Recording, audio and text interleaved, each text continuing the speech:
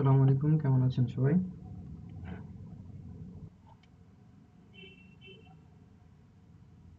আলহামদুলিল্লাহ ভাইয়া, আপনি কেমন আছেন? আছি আলহামদুলিল্লাহ ভালো।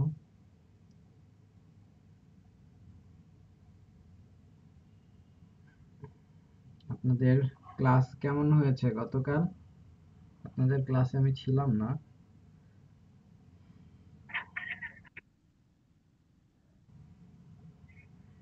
ক্লাস করেন নাই?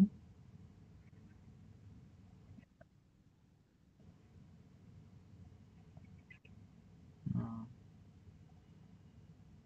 কি কে করেছেন?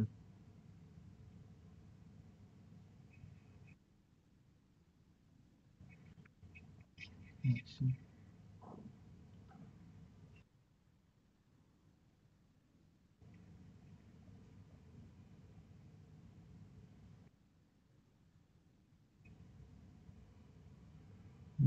এখনো মনে হয় আপলোড করেনি সম্ভবত। পেয়ে যাবেন, সমস্যা নেই। সাথে সাথে না পেলেও পরে পেয়ে যাবেন, আশা করা যায়। ভিডিও থেকে ট্রাই করবেন ক্লাসেই ভালোভাবে ক্লাসটা করে নেওয়ার জন্য। ভিডিও দেখে কি ধৈর্য থাকে? আর ভিডিওতে অনেক ভালো ভালো ভিডিও আপনারা ইউটিউবে পাবেন। আই থিংক আপনার যদি আচ্ছা, না, যারা হচ্ছে করেছেন ক্লাস, আমি মনে করি তাদের আর ভিডিও দেখার দরকার নেই। কারণ ভিডিও যদি আপনি দেখেই শিখতে চান, আরো সুন্দর সুন্দর ভিডিও কিন্তু আপনারা পাবেন। কারণ ক্লাসের ভিডিও 1.5 ঘন্টা 2 ঘন্টায় ব্রেক থাকে, গল্প থাকে, অ্যাটেন্ডেন্স থাকে, সবসময় ইফেক্টিভ বিষয়গুলো নিয়ে ভিডিও সবসময় ইম্পর্টেন্ট জিনিসগুলো আসে না ভিডিওতে। তো এই কারণে ভিডিও দেখার ক্ষেত্রে আমি আপনাদেরকে সাজেস্ট করব, যে জায়গাতে প্রবলেম হয় ওই জায়গায় আপনারা ইউটিউবে সার্চ করবেন, ওই ভিডিওগুলো দেখবেন। তাহলে দেখবেন অল্প সময়ে বেশি কিছু শিখতে পারছেন। ক্লাস না করতে পারলে ভিন্ন ইস্যু, বাট ক্লাস করতে পারলে আমার মনে হয় যে আর ভিডিও দেখার দরকার নেই। আর আপনারা একটু ভিডিও স্পিড বাড়িয়ে দেখবেন, তাহলে অল্প সময়ে অনেক কিছু দেখতে পারবেন। রিসেন্ট শুরু করেছে।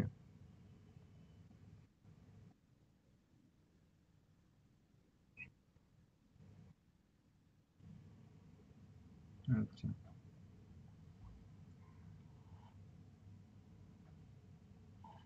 এখানে অনেক ধৈর্যের বিষয়। এসইওটা আসলে বেশি ধৈর্য, কারণ এসইওর রেজাল্ট গুলা এত সহজে আসে না। এখানে আপনাকে আস্তে আস্তে টার্ম গুলা জানতে হবে, শিখতে হবে, অ্যাপ্লাই করতে হবে। এবং এসইও অনেক বড় সেক্টর। তো এখানে ধৈর্য নিয়ে নিজের স্কিলটাকে ওই পর্যায়ে আস্তে আস্তে নিতে হবে।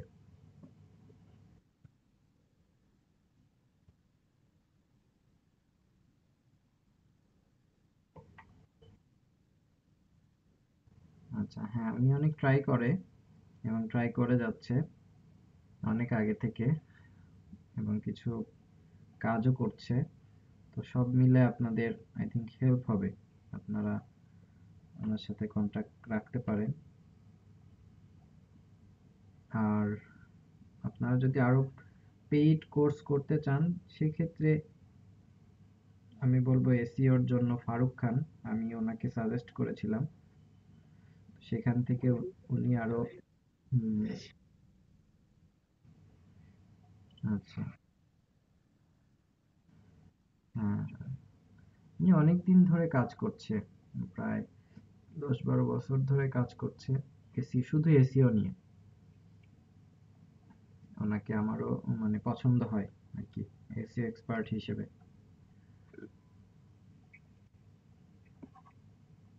সমস্যা নেই, আস্তে আস্তে আগাতে থাকেন, হয়ে যাবে ইনশাল্লাহ আস্তে আস্তে। এখন এটা ডিপেন্ড করে, এসইওর মধ্যে কয়েকটা পার্ট আছে, এক একজন এক একটা বেছে নেয়। কেউ বেছে নেয় শুধু কন্টেন্ট রাইটিং, কেউ বেছে নেয় লোকাল এসইও, কেউ বেছে নেয় on page SEO, off page SEO, আবার কেউ কেউ ফুল এসইওটাই ট্রাই করে। তো আপনি যদি এসইও টার্গেট করেন, তাহলে সোশ্যাল মিডিয়া এই জায়গাগুলোতে ওইভাবে টার্গেট করতে পারবে না। ডিজিটাল মার্কেটিং এর একটা পার্ট হচ্ছে এসইও,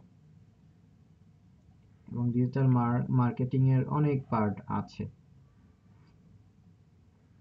যেমন গুগল অ্যাডস। অনেকেই শুধুমাত্র এটা নিয়েই থাকে, যে শুধুমাত্র গুগল অ্যাডস নিয়ে কাজ করে। কারণ গুগল অ্যাডস অনেক বড় একটা জায়গা। তো এখানে ভালোভাবে স্কিলড হইতে হইলে অন্য জায়গাতে আবার কনসেন্ট্রেশন দেওয়াটা এতটা সহজ হয় না। তো এই কারণে আমি প্রথমেই বলবো যে আপনাদেরকে সবকিছুই মোটামুটি আহ, কাজ করতে থাকা, আইডিয়া নেয়া, প্লাস হচ্ছে একটু শেখা। তারপরে আপনি যেটাতে ইন্টারেস্ট ফিল করবেন সেই দিকে আপনার নিজের স্কিলটাকে আরো বাড়িয়ে নেন। প্রথমেই যদি আপনি একটা জায়গায় ফোকাস করেন, অন্যান্য আইডিয়াগুলো দরকার আছে। আপনি যদি এসইও নিয়েও কাজ করেন, সোশ্যাল মিডিয়া মার্কেটিং এর নলেজ রাখা দরকার। যদি সোশ্যাল মিডিয়া মার্কেটিং নিয়েই কাজ করেন, এসইওটাও কিছুটা নলেজ রাখা দরকার। গুগল অ্যাডস নিয়ে করলেও আপনার হচ্ছে আদার্স যে এসইও বা অন্যান্য যে জায়গাগুলো, সেগুলোও কিছুটা নলেজ রাখা দরকার। তো প্রথম দিকে ইনিশিয়ালি আমি সাজেস্ট করব সবকিছুই করেন, আস্তে আস্তে যে কোনো একমুখী হয়ে যান। আর হুট করে স্পেশালিস্ট হওয়া যায় না, এটা সত্য কথা। জি। আরাফাত ভাই, আপনি কি অ্যাসিস্ট্যান্ট ইউজ করছেন নাকি?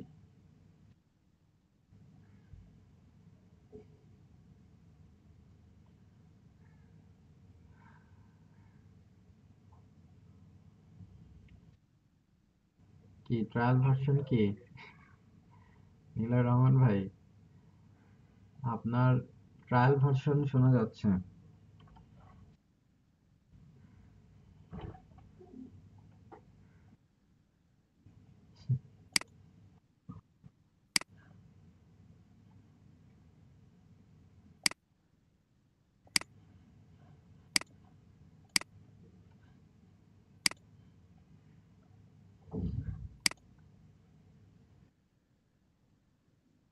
হুম, আগে তো ট্রায়াল ভার্সন ছিল।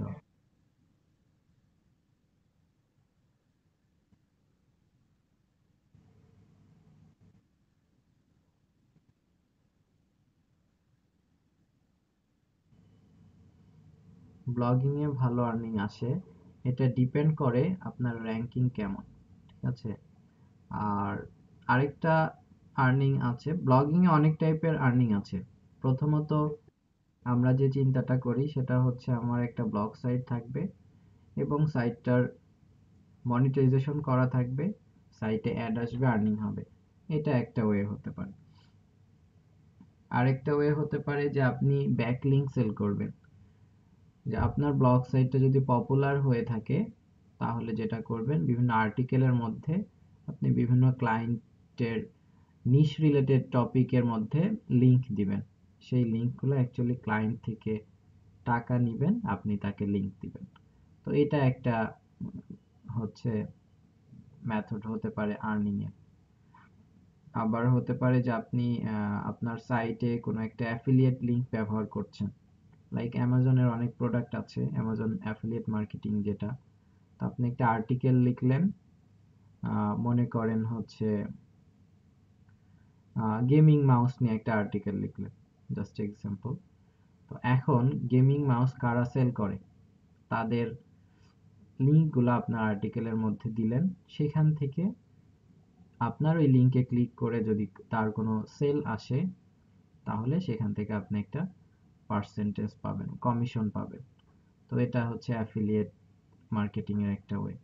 তো এরকম অনেকগুলা ওয়ে আছে, এবং আরেকটা ওয়ে হচ্ছে যে আপনি একটা সাইট ডেভেলপ করলেন, ভালোভাবে এসইও করলেন এবং সাইটটা সেল করে দিলেন। এটা আরেকটা মেথড। তো এক একজন এক একভাবে এই কাজগুলা করে থাকে।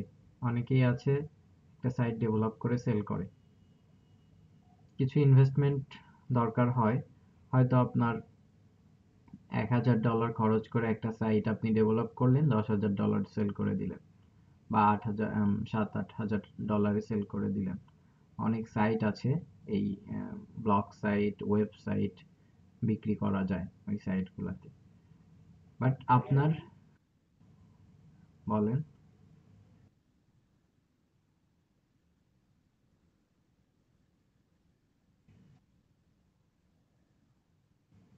করা যায়। প্রিমিয়াম থিম কিনবেন, কিনে ওগুলা দিয়ে আপনি কাজ করবেন, সমস্যা নাই তো। এই কাজগুলা ম্যাক্সিমাম ওয়ার্ডপ্রেস দিয়েই হয়ে থাকে। এবং এখানে টার্গেট রাখতে হবে ইউএসএ, ইউকে, কানাডা, এই কান্ট্রিগুলা, এবং কোনো একটা নিশ টার্গেট করে কাজ হতে কাজ করতে হবে। আমাদের দেশে ওইভাবে কিছু হবে না যদি আপনি বাংলা কন্টেন্ট নিয়ে কাজ করেন। মাল্টিপল নিশ নিয়ে কাজ করার আসলে র্যাঙ্কিংটা পাওয়া কঠিন হয়ে যায়। এখন স্পেসিফিক নিশটাই খুব ভালো কাজে দেয়। মাল্টিপল নিশে ভালো রেজাল্ট আসছে না, যেসব বিজনেস এখন মাল্টিপল নিশে বিজনেস করছে তারাও ভালো করতে পারছে না। যারা স্পেসিফিক নিশে আছে তারা ভালো করতে পারছে। কারণ এখানে প্রবলেমটা হয়ে গিয়েছে হচ্ছে জায়ান্ট অনেক কোম্পানি আছে যারা মাল্টি নিশ নিয়ে কাজ করছে, তাদের সাথে আপনি কোনোভাবেই পেরে উঠবেন না। এজন্য স্পেসিফিক নিশ টার্গেট করাটাই এখন হচ্ছে বেটার অপশন। একদম মাইক্রো একটা নিশ সিলেক্ট করে কাজ করা।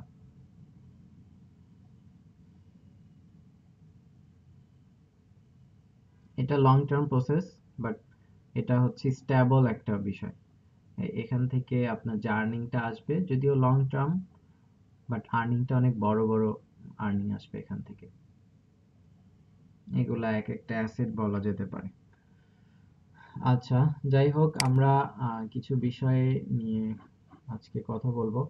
আপনাদের আর্নিং এর কি অবস্থা এটা একটু আমি জানি। আর্নিং, মার্কেট প্লেস, আপনাদের কারো অর্ডার আসছে না। ইভেন মাইক্রো ওয়ার্কার্সেও আপনাদের আর্নিং মনে হচ্ছে হচ্ছে না। এসইও ক্লার্কে বিট করছেন কিনা? একজন আমি দেখছি $10, আর বাকিদের অল্প কিছু কিছু আর্নিং। একজন 1.3। বাকিদের কি অবস্থা? প্রবলেম কোথায়? মাইক্রো ওয়ার্কারে কি কাজ করতে পারছেন না, নাকি নাকি কাজ পাচ্ছেন না সেরকম করার মতো, নাকি টাইম দেয়া হচ্ছে না, কোনটা?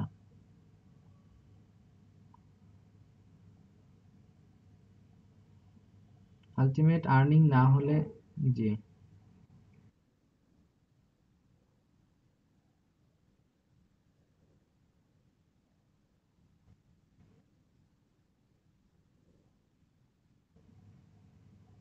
আচ্ছা, এক্সাম দিয়ে দেন। আই থিঙ্ক প্রসেস তো দেখেছেনই, ওই প্রসেসে এক্সামটা দিয়ে দেন। মাইক্রো ওয়ার্কার্সে আপনাদের এতদিনে বেশ কিছু আর্নিং হয়ে যায় অ্যাটলিস্ট। যতদিন আপনারা অ্যাকাউন্ট করেছেন মাঝে 3-4 দিন ক্লাসও হয়নি আপনাদের, মোটামুটি বলা যায় 1 উইকের মতো চলে গিয়েছে। তো $10 অ্যাটলিস্ট সবার অ্যাকাউন্টে থাকা উচিত ছিল।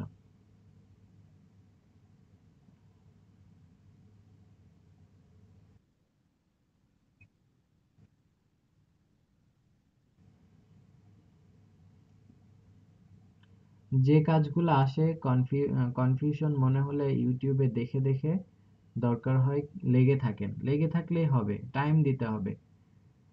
ধরেন কাজ পারেন না, এটা লিখে সার্চ করেন ইউটিউবে, ঠিক আছে? তো এভাবে যে এগিয়ে যেতে হবে। আর মাইক্রো ওয়ার্কারে ভ্যারাইটিস কাজ, তা আমি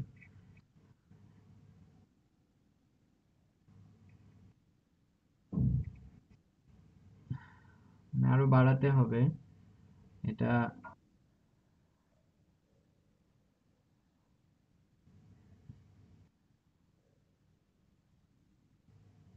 আচ্ছা, কন্টিনিউ করতে থাকেন, পেমেন্ট চলে আসবে। কখনো কখনো একটু লেট করে, বাট চলে আসবে, সমস্যা নেই। কন্টিনিউ, কাজটা কন্টিনিউ রাখেন লিস্ট, সবাই এই কাজটা করে।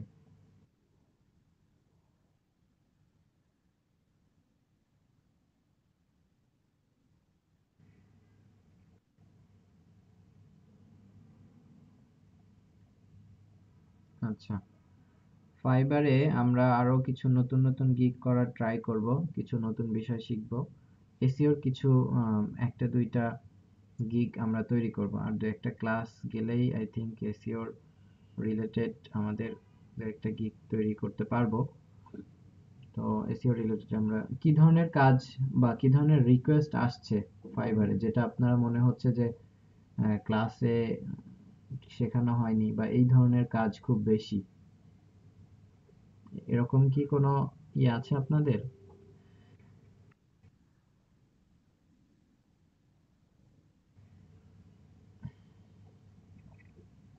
আচ্ছা,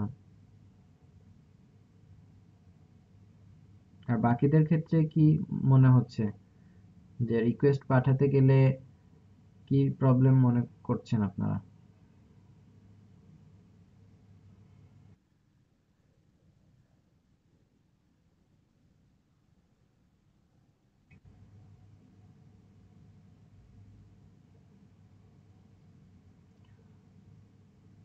রিকোয়েস্ট কন্টিনিউয়াসলি করতে থাকেন।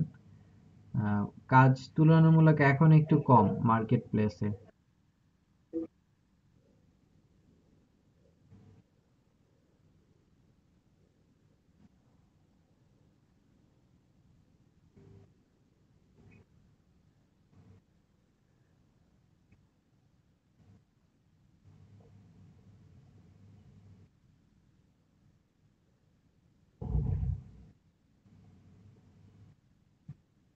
যাদের গিগ তারা তো সেলার।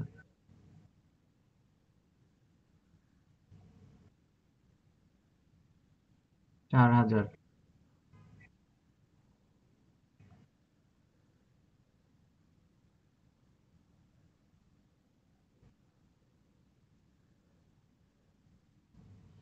তাদেরকে অফার করবেন, আমি তোমার এই কাজ করে দিব, তোমার কন্টেন্ট ভালো থাকলে তোমার এটা কাজ হবে। আপনি এভাবে ফোকাস করবেন। আপনি যে এনে দিবেন এটার গ্যারান্টি দিবেন না, কারণ ইউটিউবের বিষয়টা ডিপেন্ড করে কোয়ালিটি কন্টেন্টের উপর। আপনি তাকে বলবেন আমি তোমার এসইও করে দিব, তারপর হচ্ছে চ্যানেল অপটিমাইজেশন করে দিব, চ্যানেলের এসইও করে দিব, প্রত্যেকটা ভিডিওর আমি এসইও করে দিব। তো প্লাস হচ্ছে প্রমোশনের কাজগুলো আমি ভিডিওর ভিউয়ের জন্য কাজ করব, বিভিন্ন সোশ্যাল মিডিয়াতে শেয়ার করা, বা যেভাবে আমরা অর্গানিক প্রমোশনাল মেথডগুলো দেখেছিলাম। তো এভাবে বলেন যে এই কাজ আমি করে দিব, 5-6টা লিস্ট করে। তো পরবর্তীতে তোমার কন্টেন্ট কোয়ালিটি যদি ভালো থাকে তাহলে তুমি এটা থেকেই ভালো ওয়াচ টাইম পাবা, ভালো ভিউ পাবা, এটাই তো দরকার। ভালো সাবস্ক্রাইবার পাবা। বাট এখানে ডিপেন্ড করছে মানে কোয়ালিটির, কন্টেন্টের কোয়ালিটির উপর। হ্যাঁ, তো সে যদি কোয়ালিটি কন্টেন্ট তৈরি না করে, আপনি যাই করেন না কেন, এসইও করে অনেক কিছু করে ফেললেন, অনেক হাজার হাজার জায়গায় শেয়ার করলেন, কোনো লাভ হবে না। ইউটিউবের কোয়ালিটি কন্টেন্ট ছাড়া কোনোই লাভ নাই। তো সে কি ধরনের কন্টেন্ট দিয়েছে এটার উপর অনেক কিছু ডিপেন্ড করবে তার চ্যানেলে। এখন একটা কন্টেন্ট দিল, জাস্ট একটা ভিডিও, ভিডিও কোয়ালিটি ভালো না, কোনো মেসেজ নাই ভিডিওর মধ্যে, এ ধরনের কন্টেন্ট দিয়ে আসলে লাভ কি? কোনো লাভ নেই।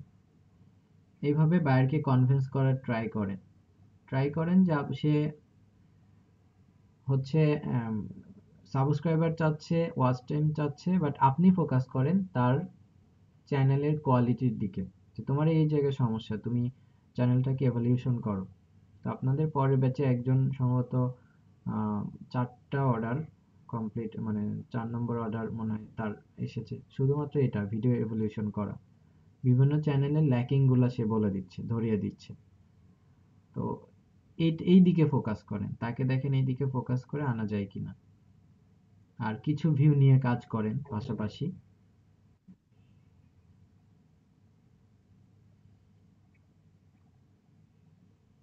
কারণ কিছু ভিউ তো এনেও দেওয়া যায়, 2-3 হাজার ভিউ ইজিলি এনে দেওয়া যায়, কয়েকটা সোশ্যাল মিডিয়াতে শেয়ার করে দিলে ভিউ চলে আসে। আচ্ছা, আর্নিংটা বাড়াতে হবে ভাই আপনাদের। টাইম তো আসলে খুব বেশি নাই, ঠিক আছে, বাট এই জায়গাতে আপনাদের $100 করে আর্ন করার একটা বিষয় আছে। আচ্ছা, কারো কারো দেখছি $2 মতো মাইক্রো ওয়ার্কার্সে আর্নিং হয়েছে সম্ভবত। আপনারা বায়ার কাজ পান বা না পান, বায়ার রিকোয়েস্ট কন্টিনিউ করবেন, গিগ গুলাকে ইমপ্রুভ ইমপ্রুভ করার ট্রাই করবেন, এবং একটু রিসার্চ করেন যে কোন কোন কাজ বেশি আছে যেগুলো মনে হচ্ছে আপনাদের প্রবলেম, তাহলে আমি ওগুলা রিপিট করার ট্রাই করব। তাহলে এখানে আর্নিং,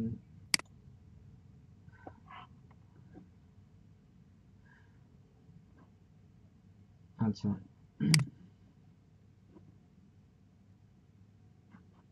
ক্লাস টাস কি করেছিলেন কিনা, আর আপনাদের ইনস্টাগ্রামের মিশন কি শুরু করেছেন সবাই? ইনস্টাগ্রাম অ্যাকাউন্ট, আচ্ছা, আপনাদের কিছু প্রোফাইল আমি দেখি, সবারটা না। ফেসবুক অ্যাডস, ফেসবুক অ্যাডের তো অনেক কাজ, রিকোয়েস্ট পান না Facebook ad related?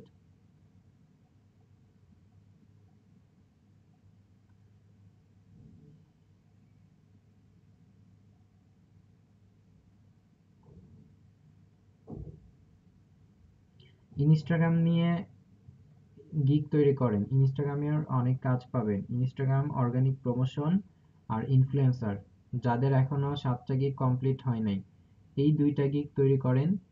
I think আপনাদের বায়ার রিকোয়েস্টের একটা ভেরিয়েশন আসবে। YouTube, Facebook, Instagram.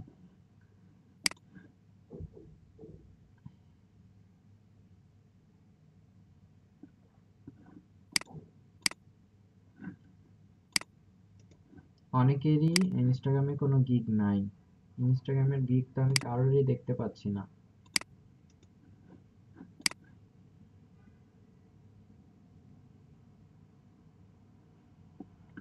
ইনস্টাগ্রাম নাই।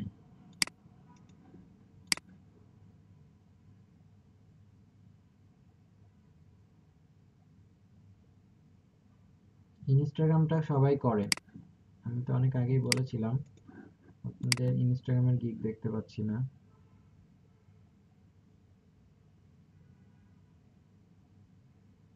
হুম, আপনার 2টা গিগ, মাত্র 2টা গিগ, সবার 7টা গিগ কমপ্লিট করেন।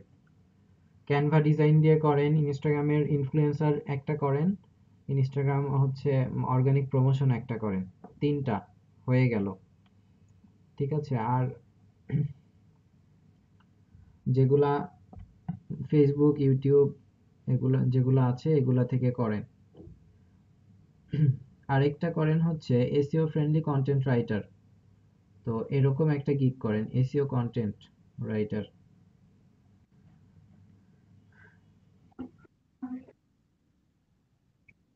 জি, কন্টেন্ট নিয়ে আমি কিছু কথা বলবো আজকে। আচ্ছা, আমরা যদি দেখি ইনস্টাগ্রাম কন্টেন্ট রাইটার অনেক ভ্যালু, যারা SEO friendly content writer. Instagram নিয়ে কাজ ভালোই আছে, এবং এটার কম্পিটিশন খুব বেশি না, ফেসবুকের মতো না। I'll promote your Instagram organically, 218টা কাজ, এত কাজ পেলো কিভাবে, কতদিন ধরে কাজ করছে? অনেক দিন ধরে, টপ রেটেড।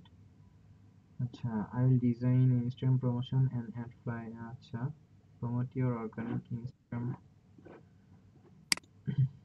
Facebook post। দেখেন, ইনস্টাগ্রাম রিলেটেড বেশ ভালো কাজ আছে, এই ধরনের ইনস্টাগ্রাম প্রমোশন, ঠিক আছে, বাই এই যে প্রোমো মাস্টার, সে তার আইডির, আচ্ছা, এটা দিয়েছে, ওকে। এই যে দেখেন, এরকম ভাবে এক্সাম্পল দিয়ে দিয়ে আপনারা শুরু করতে পারেন, এবং এই কাজগুলা শুয়ে বসে যে কোনো ভাবেই করা যায়, খুব একটা কঠিন কাজ না।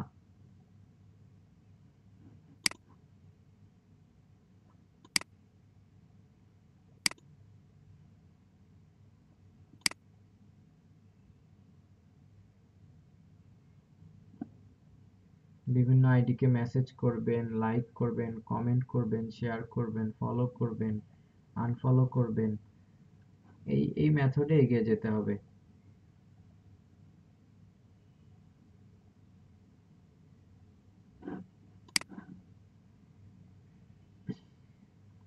আজকেই সবাই ইনস্টাগ্রাম নিয়ে 2টা করেন। পরবর্তীতে আপনার যদি মনে হয় যে এই গিগগুলা ভালো ইমপ্রেশন নাই, তাহলে আপনি ডিলিট করে দিবেন। ট্রাই করতে তো হবে নাকি? সবার ইউটিউব নিয়ে আমি দেখছি যে 2টা করে 3টা করে গিগ আছে। দুই একজন ফেসবুক অ্যাড নিয়েও করেছেন। হতে পারে যে আপনি চার নাম্বার গিগ করে 4টা গিগ করে বসে আছেন, 5 নাম্বার গিগে আপনার অর্ডার আসতো। এটা তো হতেই পারে।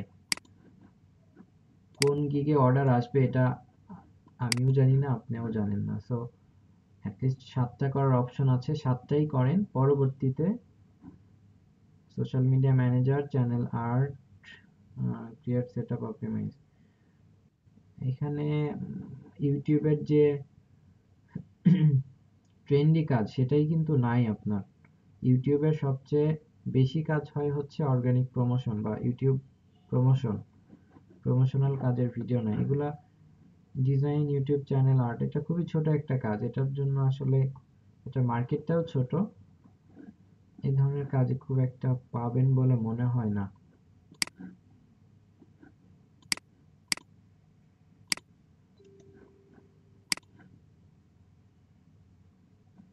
আচ্ছা, আপনার 6টা গিগ আছে, গুড। কি কি করেছেন? Rank, social media manager, keyword research, Facebook ad, Instagram marketing. এটার ইমপ্রেশন কেমন পাচ্ছেন ইন্দ্রজিৎ ভাই?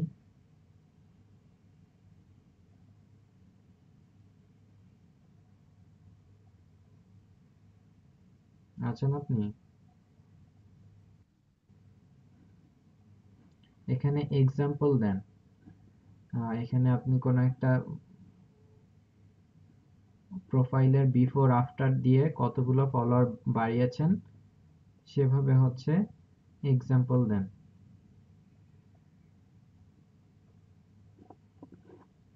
প্রিভিয়াস ব্যাচগুলোতে আমি বেশ কিছু ব্যাচ পেয়েছি যারা ইনস্টাগ্রামে ভালো অর্ডার পেয়েছে।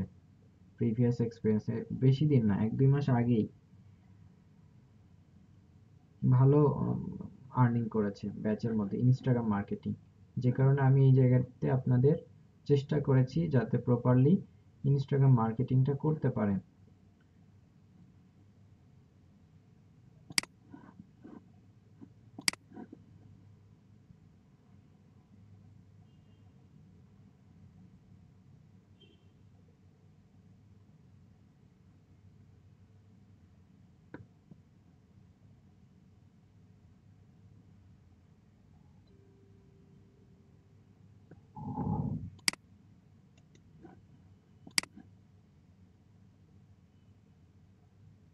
ইউটিউব আগে প্রথম দিকে যা করেছেন ম্যাক্সিমাম ততটুকুই আছে, তারপরে আর কিছু নাই।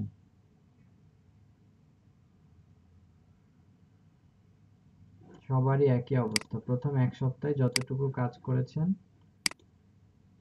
ততটুকুই এখানে আমরা পাচ্ছি। আরাফাত ভাইয়ের আইডি কই? লিংক করা নাই যে এখানে।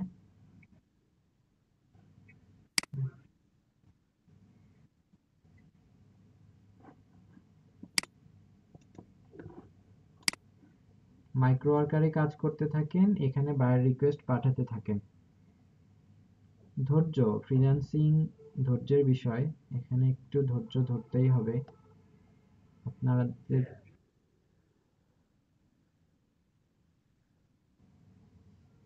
এটা ক্রাইটেরিয়া আছে যে আপনাকে, এটা হচ্ছে জবের মধ্যে ধরা হয়। মিনিমাম, হ্যাঁ মিনিমাম 10,000 হতে হবে এবং পেমেন্টের স্টেটমেন্ট দেখাইতে হবে,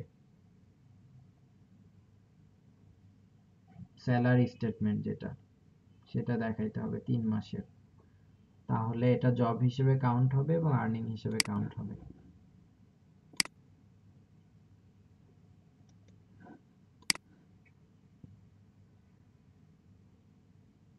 মোহাম্মদ আলী ভাই, আপনার অবস্থা খুবই খারাপ। একটা গিগ এভাবে ক্লাস করলে বা অ্যাক্টিভিটি করলে, অনেক কষ্ট করে ধৈর্য ধারণ করে গিগ তৈরি করে তারপরেই কাজ পাওয়া চ্যালেঞ্জ হয়ে যায়। আর এভাবে কাজ পাওয়াটা আসলে কতটুকু সম্ভব হবে? হবে না তো ভাই। ফুল এফোর্ট দিয়েই পাওয়া যায় না। আর এফোর্ট না দিয়ে পাওয়ার চিন্তা করলে তো সেটা কোনোভাবেই সম্ভব না। হয়তো কপাল গুনে একটা দুইটা অর্ডার পেয়ে যেতে পারেন, বাট কন্টিনিউ হবে না। এই কারণে এফোর্টের জায়গা থেকে আমাদের কোনো ল্যাকিংস রাখা যাবে না। বাকিটা আমাদের ভাগ্যে যেটা থাকবে সেটা হবেই। আর চেষ্টাটা ভালো করলে ম্যাক্সিমাম ফাইবারে যারা এসেছে প্রথম দিকে যাই থাকুক না কেন, কয়েকটি অর্ডার পাওয়ার পরে বেশ ভালো অবস্থানে সবাই চলে গেছে, আমি যতটুকু দেখেছি আমার এক্সপিরিয়েন্স থেকে।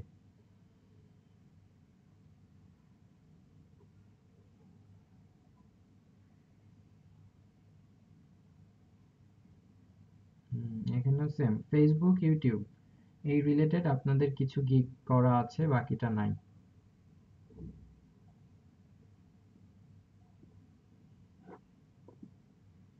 একজন বা দুইজনের পেলাম যারা হচ্ছে এটা নিয়ে কাজ করেছেন, ইনস্টাগ্রাম নিয়ে গিগ করেছেন। প্রোফাইল দেখলে বোঝা যায় কিছুটা চেষ্টা ত্রুটি। তো এই জায়গায় আপনারা একটু নিজেদেরকে আরেকটু ইমপ্রুভ করেন।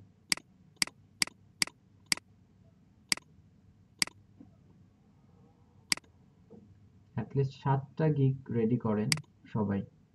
দেখবেন যখন একটা গিগ করছেন ওই একটা গিগের ইমপ্রেশন বেড়ে যাচ্ছে, দ্যাটস মিন আপনার প্রোফাইলটা আরো তত জায়গায় ছড়িয়ে যাচ্ছে, তাই না? তো এটা একটা ইম্পর্টেন্ট দিক। তো আপনি যখনই একটা গিগ করলেন না, সাপোজ ওই গিগ থেকে যদি 50টা ইমপ্রেশন আসতো, ওইটা থেকে আপনি বঞ্চিত হলেন।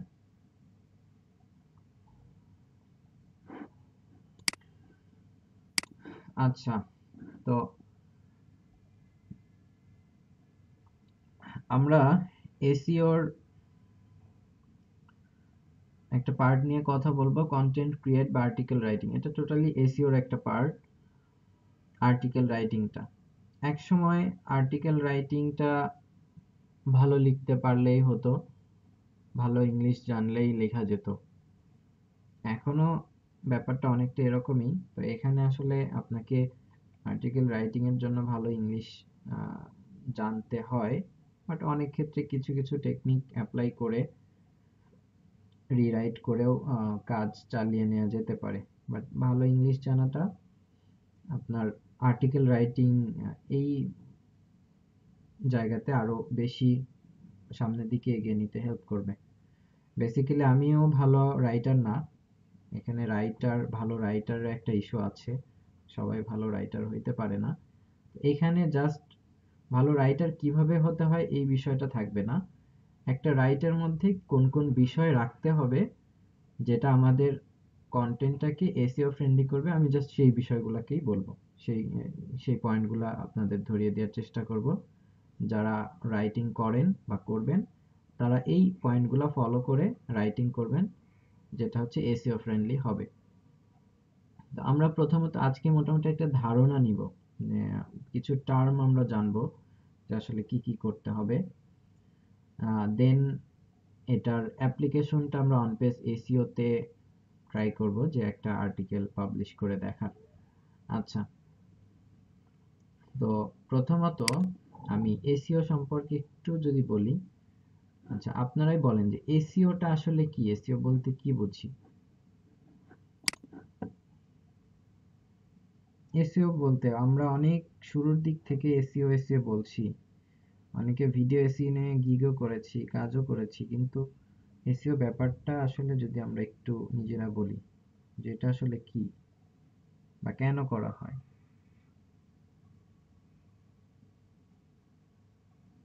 কেউ কি বলবেন যতটুকু জানেন?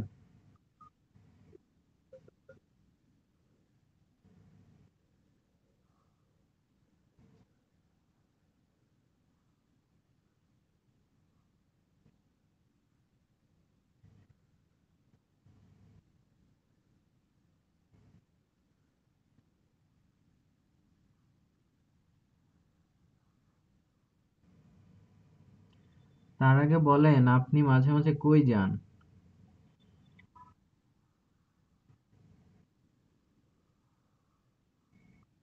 কি হয় না?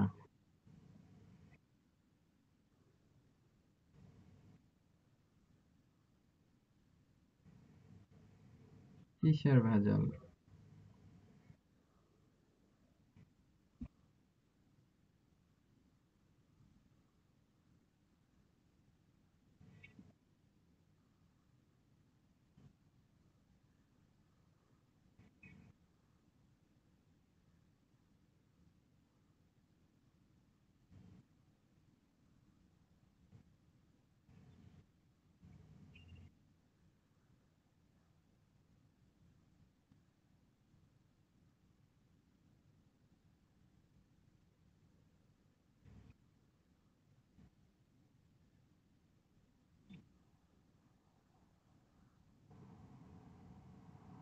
কি বলেন, অনলাইন ক্লাসে যদি জীবনের প্রতি মায়া মহব্বত না থাকে তাহলে কি করলেন?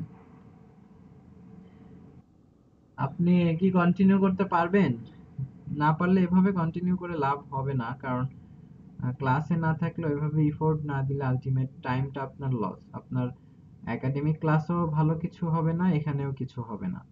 আপনি যে কোনো একদিকে কনসেন্ট্রেশন দেন।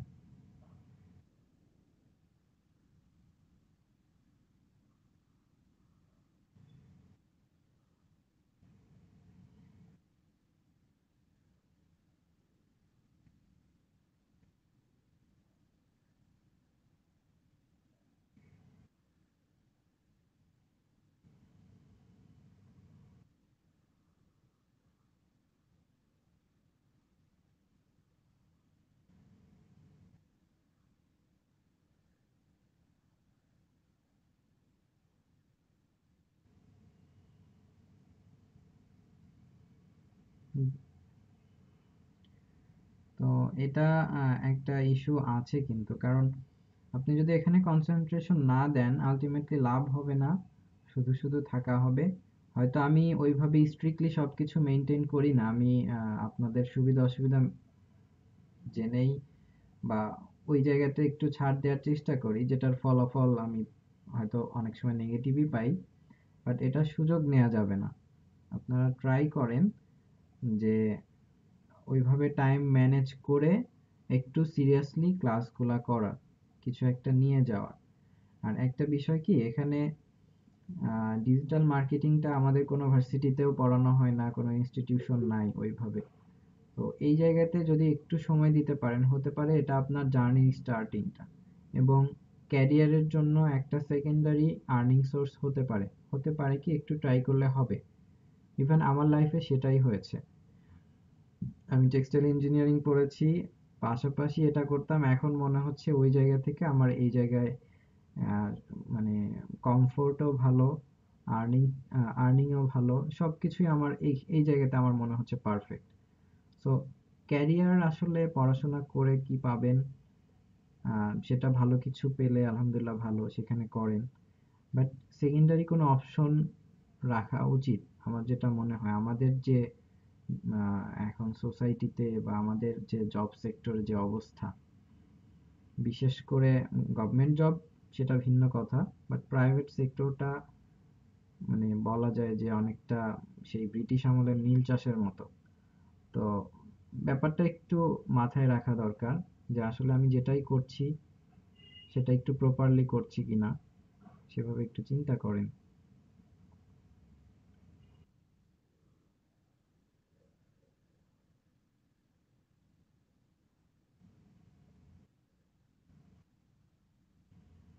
এটা ভালো, এটা করতে পারলে অনেক ভালো কিছু করা যাবে। ডিজিটাল মার্কেটিং নিয়ে আমার মতে ভার্সিটিতে যে বিবিএর যে মার্কেটিং আছে সেটার আরেকটা সাবজেক্ট খোলা উচিত, ডিজিটাল মার্কেটিং। বা উম, খুব ভালো পরিমাণ ক্রেডিট রাখা উচিত,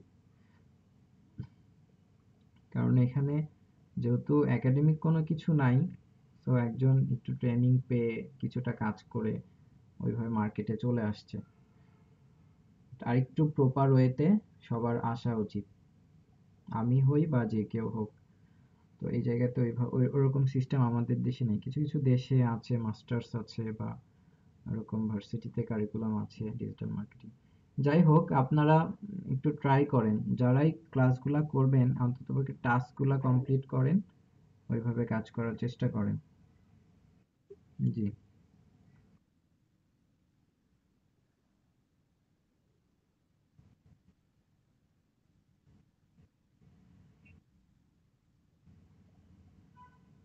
হুম।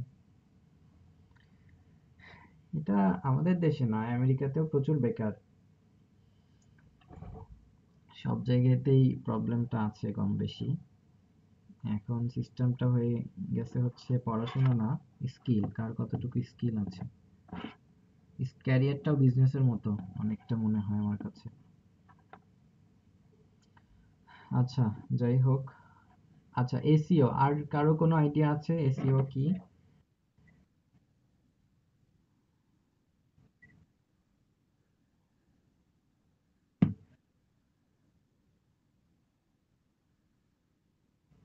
জি। তো সবারই মোটামুটি একটা ধারণা আছে। আর আমরা ইউটিউব এসইও নিয়েও অনেক ক্ষেত্রে আমরা দেখেছি যে ইউটিউব এসইওতে কি কি করা হয়, এসইও টার্মটা ওখানে চলে আসছে। তো আপনাদের বিষয়গুলোই আমি জাস্ট একটু আপনাদের কথাগুলোকে রিপিট করব।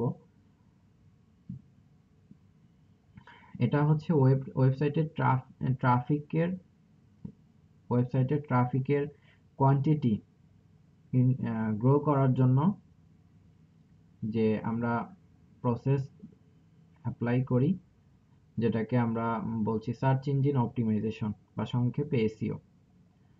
এটার মেইন ভিশন বলা যেতে পারে যে ওয়েবে ট্রাফিক নিয়ে আসা। আর ট্রাফিক নিয়ে আসার জন্য আমাদের কি করতে হয়? র্যাঙ্ক করতে হয়। এটা একটা প্রসেস, যে আমরা র্যাঙ্ক করব, র্যাঙ্ক করলে কি হবে? ট্রাফিক আসবে।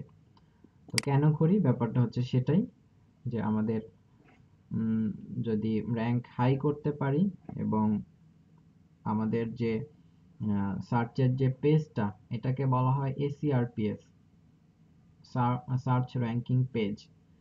তো এই জায়গাতে আমাদের যদি রেজাল্টগুলো থাকে এবং একটা রেজাল্ট থেকে কি পরিমাণ ট্রাফিক আসতে পারে সেটাও আমরা দেখব, যে প্রত্যেকটা রেজাল্ট থেকে কি পরিমাণ ট্রাফিক আসে এবং র্যাঙ্কে থাকাটা আসলে কতটুকু ইম্পর্টেন্ট। আর এই র্যাঙ্কে থাকতে গেলে কন্টেন্টের বিকল্প কিছু নাই আমাদের। আর্টিকেল রাইটিং হোক, কন্টেন্ট বলতে আমরা কি বুঝি? কন্টেন্টের যতগুলো পার্ট আছে সেগুলাই আসলে এখানে চলে আসবে। আমরা কন্টেন্ট ক্রিয়েটে যাব, যে কি কি টাইপের কন্টেন্ট হতে পারে। লোকাল এসইও বেসিক্যালি লোকাল বিজনেসের জন্য।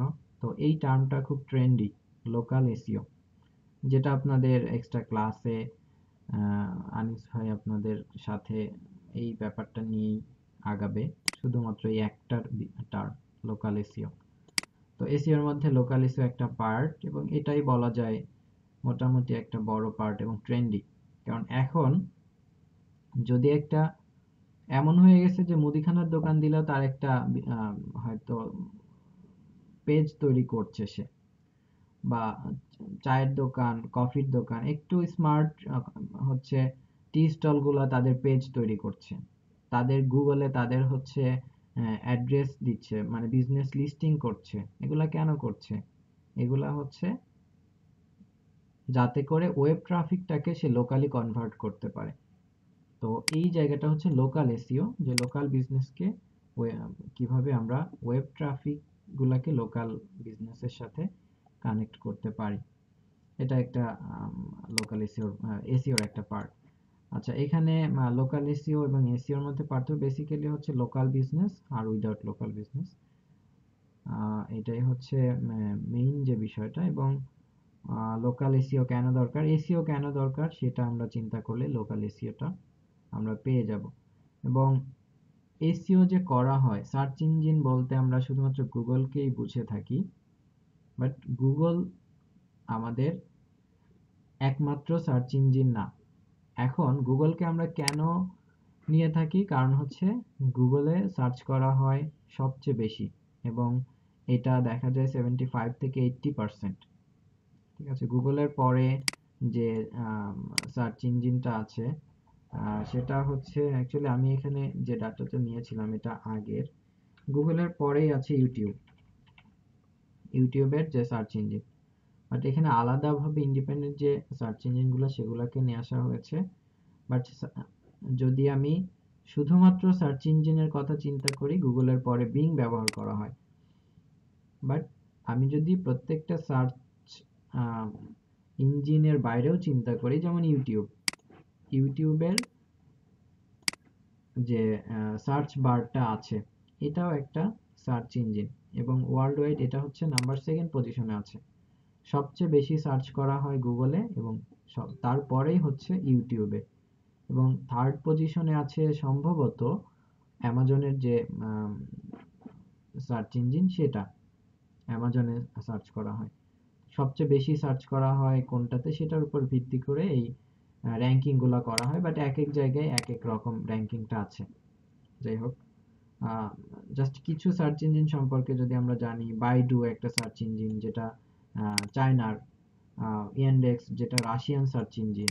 তো এইভাবে অনেকেই করেছে, ইয়াহু সার্চ ইঞ্জিন, তারপর হচ্ছে আস্ক আরেকটা আছে, তারপর ডাক ডাক গো এটা একটা সার্চ ইঞ্জিন। এরকম অনেকেই অনেক সার্চ ইঞ্জিন নিয়ে কাজ করছে। ঠিক আছে, আমাদের দেশেও একটা সার্চ ইঞ্জিন আছে পিপিলিকা, আপনারা জানেন। তো এখন যতগুলা সার্চ ইঞ্জিন আছে সবগুলা, বা যত সাইটে যত সার্চ ইঞ্জিন আছে সবগুলা মিলে হয়তো বড়জোর 20 বা 25% হবে, আর বাকিটা গুগল একাই। এজন্য এসইওর কাজ মূলত ধরা হয় যে গুগলের যারা অডিয়েন্স, যারা গুগলে সার্চ করে তাদেরকে টার্গেট করে। যে কারণে গুগলের অ্যালগোরিদম নিয়েই কাজ করা হয়, বা গুগল কি পছন্দ করলো বা করলো না সেটা কনসার্ন দিতে হয়। ইয়াহু কি বলেছে, বিং কি বলেছে, সেগুলা আমাদের কোনো কনসার্ন নাই আসলে, কারণ তাদের সংখ্যাটা খুব বেশি না। ঠিক আছে, হ্যাঁ, এখন যদি আপনি ইউটিউবে কাজ করেন তাহলে ইউটিউবের সার্চ ইঞ্জিন নিয়ে আপনাকে মাথা ঘামাতে হবে যে ইউটিউবে আপনার কন্টেন্টটা যাতে র্যাঙ্কিং এ থাকে। বা আপনি যদি অ্যামাজনে কাজ করেন তাহলে সেটা আসলে অ্যামাজনে আমরা ওইভাবে কাজ করতে পারি না অ্যাফিলিয়েট ছাড়া। তো ইউটিউবে আমরা ওইভাবে ইন্ডিপেন্ডেন্টলি কাজ করতে পারি। যাই হোক, আমাদের এখানে এসইওর এই জায়গাতে বেসিক্যালি চিন্তা করা হয় সেটা হচ্ছে গুগলকে নিয়ে, যে গুগল কি বলেছে, গুগলের অ্যালগোরিদম কিভাবে কাজ করে, সে কি কি আপডেট নিয়ে আসছে, এবং কি কি বিষয় সে পছন্দ করে অপছন্দ করে, এই ব্যাপারগুলো আমাদের মেইন চিন্তার বিষয়। বাট সার্চ ইঞ্জিন বলতে শুধুমাত্র গুগলকেই মিন করে না। ওকে, এরপরে হচ্ছে আমাদের এখানে পার্সোনাল ব্র্যান্ডিং, এটা আমি জাস্ট আপনাদের নিজেদের জন্য রেখেছি যে আমাদের পার্সোনালি যে সাইটগুলো আছে, আমরা যখন এসইও নিয়ে কাজ করব অ্যাটলিস্ট আমরা আমাদের নিজেদের এসইওটা যেন করি। নিজেদের এসইও কিভাবে করব, নিজের এসইও করার জন্য অ্যাটলিস্ট আপনি যে নামটি দিতে চান, আপনার সার্টিফিকেটের নাম এবং আপনার নাম সেম হতে হবে না, ম্যান্ডেটরি না। বাট অ্যাটলিস্ট ট্রাই করেন যে আপনার একটা নামে, রিয়েল নামে ট্রাই করেন যে সোশ্যাল মিডিয়াতে বা ওয়েবে পরিচিত হতে।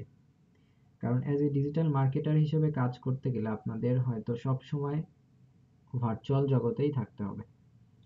তো ভার্চুয়ালি নিজের আইডেন্টিটি যদি প্রপার না থাকে তাহলে আপনি এখান থেকে ভালো ফিডব্যাক পাবেন না, বা হচ্ছে আরো ভালো ফিডব্যাক আসতো যেটা থেকে বঞ্চিত হতে হয় অনেক ক্ষেত্রেই।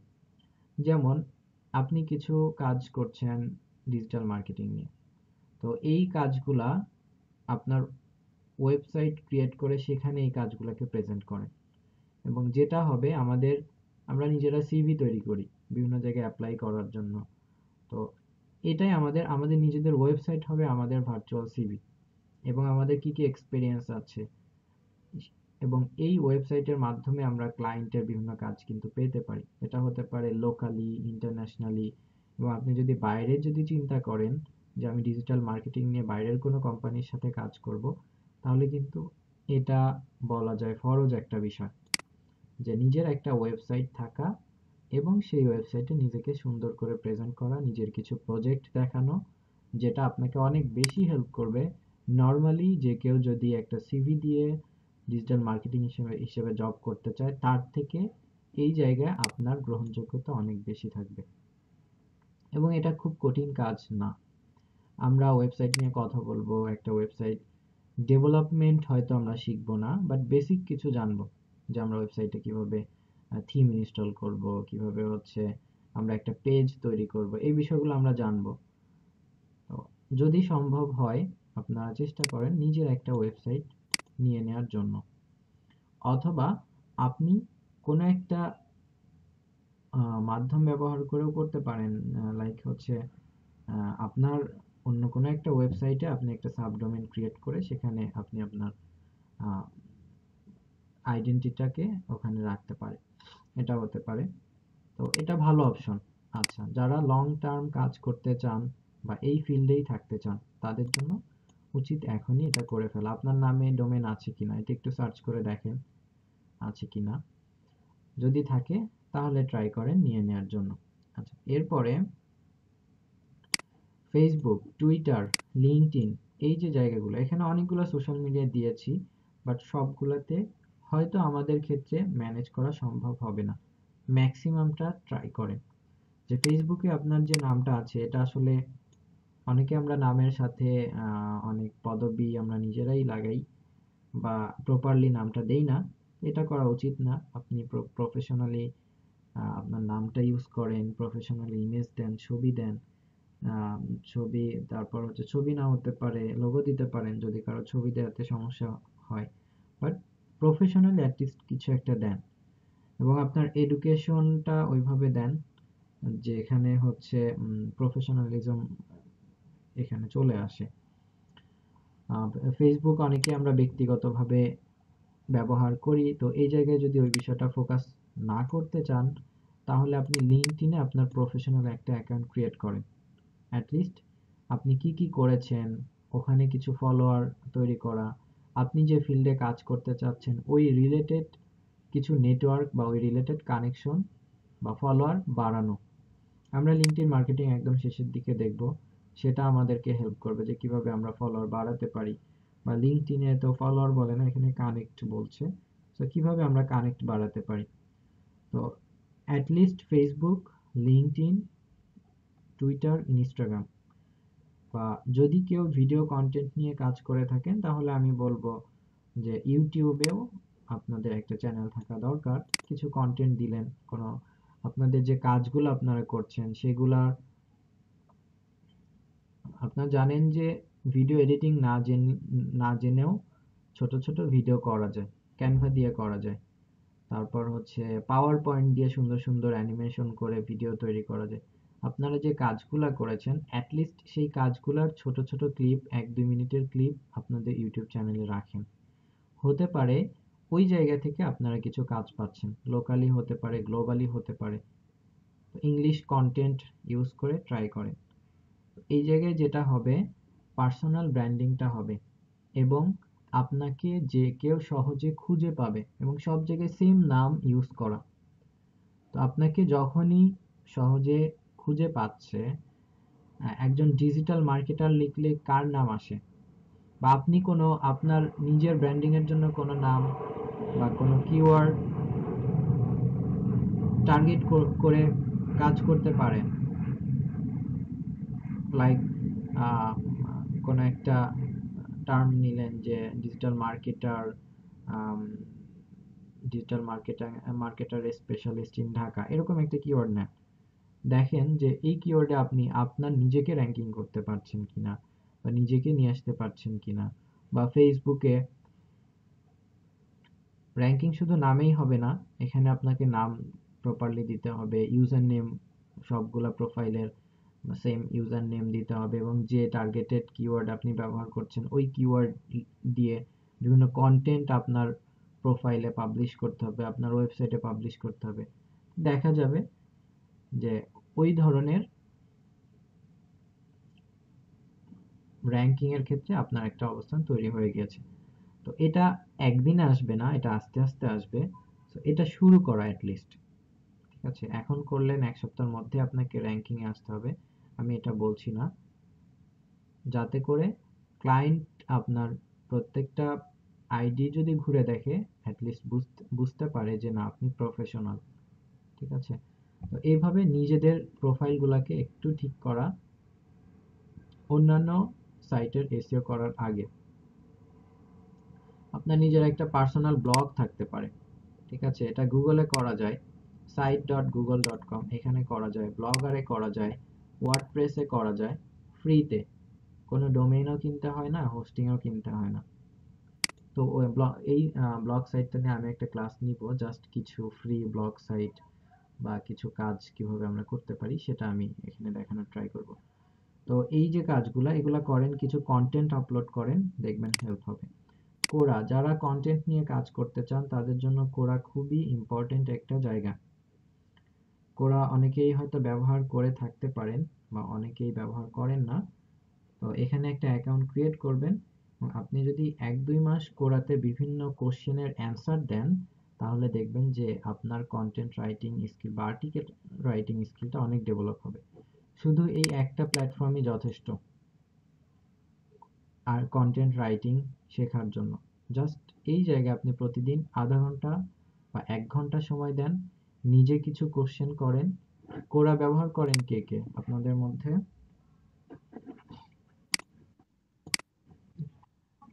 হ্যাঁ, কোরাটা ভালো। হ্যাঁ, অনেকেই করেন। সো আপনারা তো জানেন বিষয়গুলো তাহলে। তো এখানে দরকার হয় নিজের একটা স্পেস তৈরি করেন। স্পেস আছে কারো? ফেসবুকে যেভাবে আমরা একটা পেজ তৈরি করি, আমি প্রিভিয়াস ব্যাচে কোরা নিয়ে একটা ক্লাস নিয়েছিলাম, কোরা মার্কেটিং। বাট কোরা মার্কেটিং নিয়ে মার্কেট প্লেসে সেভাবে কাজ নাই জন্য আমি আর এটা আপনাদের ব্যাচে। হ্যাঁ, এই জন্য আমি আর কোরাটাকে দেখাই না। কোরা আপনাদের পার্সোনাল ইয়া হতে পারে। এখানে যেটা করা যায় সেটা হচ্ছে এখানে আপনার দেয়া যেতে পারে, স্পেস তৈরি করা যায়।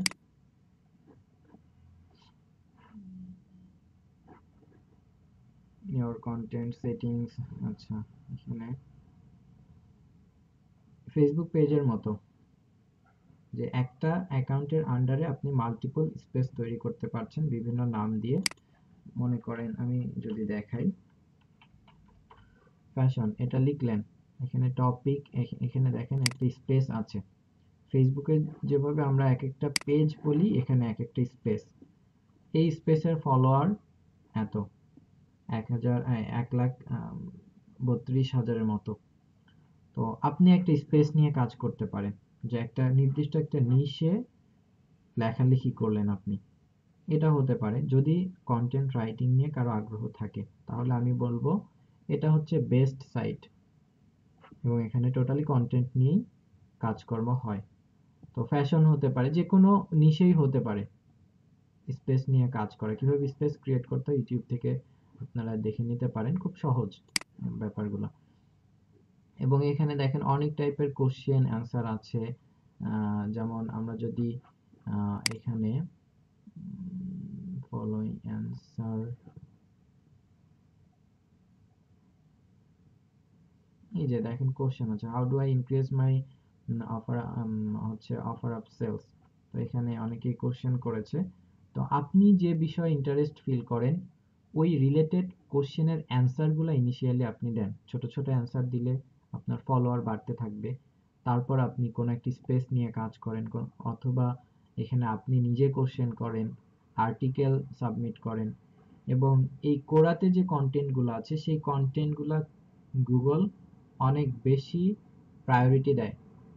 এবং আপনার যখন আমরা যখন কোনো একটা কোশ্চেন করি আপনারা দেখবেন যে কোরার রেজাল্টগুলো নর্মালি ফার্স্ট পেজেই থাকে, একদম ফার্স্ট পেজেই থাকে। তো কোরার কন্টেন্টগুলো গুগল অ্যালগোরিদম প্রায়োরিটি দেয়, যেটা ব্যবহার করে আমরা আমাদের নিজেদের কন্টেন্টগুলোকে র্যাঙ্কিংয়ে আনতে পারি এবং বেশ ভালো পরিমাণ ট্রাফিক জেনারেট হয়। যেমন মনে করেন যে আমি লিখলাম যে best online shop in Dhaka, এটা লিখলাম যে best online shop in Dhaka, which is the best online shop in Dhaka Bangladesh. আচ্ছা, এইটাতে গেলাম, এটা একটা কোশ্চেন। তো এই কোশ্চেনের মাধ্যমে এখানে অ্যান্সার আমরা পাবো। 11টা অ্যান্সার আছে এখানে। তো 11টা অ্যান্সারের মধ্যে দেখেন এগুলো সবকিছু কিন্তু ব্যাকলিঙ্ক। যেমন online shopping in Bangladesh fashion electronics mobile daraz.com, আমি যদি ক্লিক করি সে daraz.com এটা ব্যাকলিঙ্ক করে রেখেছে, সে আমাকে দারাজে নিয়ে যাচ্ছে। এভাবে কিন্তু অনেক ভিজিট, অনেক হচ্ছে শপ তার ট্রাফিককে নিয়ে যাচ্ছে। তো best online shop in Dhaka এটা লিখে যখন গুগলে সার্চ করা হয়, মনে করেন যে কোরার রেজাল্টটা প্রথম কয়েকটা সার্চে আসলো, এই রেজাল্টটা আসার পরে এখান থেকে যে অ্যান্সারগুলো আছে, মনে করেন আপনি একটি অনলাইন শপ চালাচ্ছেন, এখানে আপনি একটা অ্যান্সার দিয়ে দিলেন। তো কিছু সুন্দর কথাবার্তা লিখলেন যে এটা হচ্ছে বেস্ট একটা অনলাইন শপ, বা আপনি 5টা নাম দিলেন, 5টার মধ্যে আপনার নামটা দিয়ে, আপনার শপের নামটা দিয়ে দিলেন। এভাবে কিন্তু আপনার মার্কেটিংটা কিছুটা হচ্ছে। এটা একটা স্ট্র্যাটেজি, এভাবে অনেকেই আর্নও করছে কোরার মাধ্যমে। ইভেন কোরার মাধ্যমে ব্যাকলিংকের কাজগুলো হয়ে থাকে প্রচুর। ঠিক আছে, যে এগুলা সবই ব্যাকলিংক করা, এবং এই জায়গাতে আমরা ফেসবুকে যে কাজটা করতে পারি না, এখানে কিন্তু সেই কাজটি করতে পারি।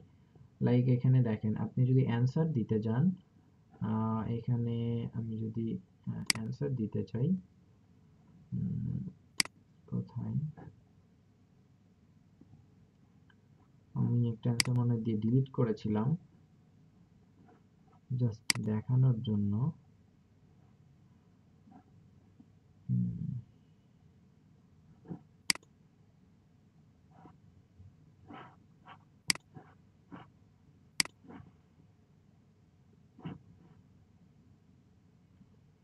অন্য একটা কোশ্চেন নেই,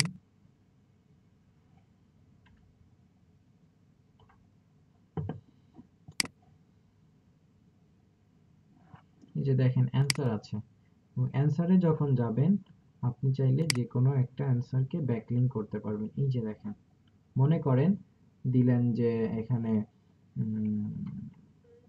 বেস্ট অনলাইন গ্রোসারি শপ চালডাল, চালডাল.com, এটা দিলেন, কিছু লিখে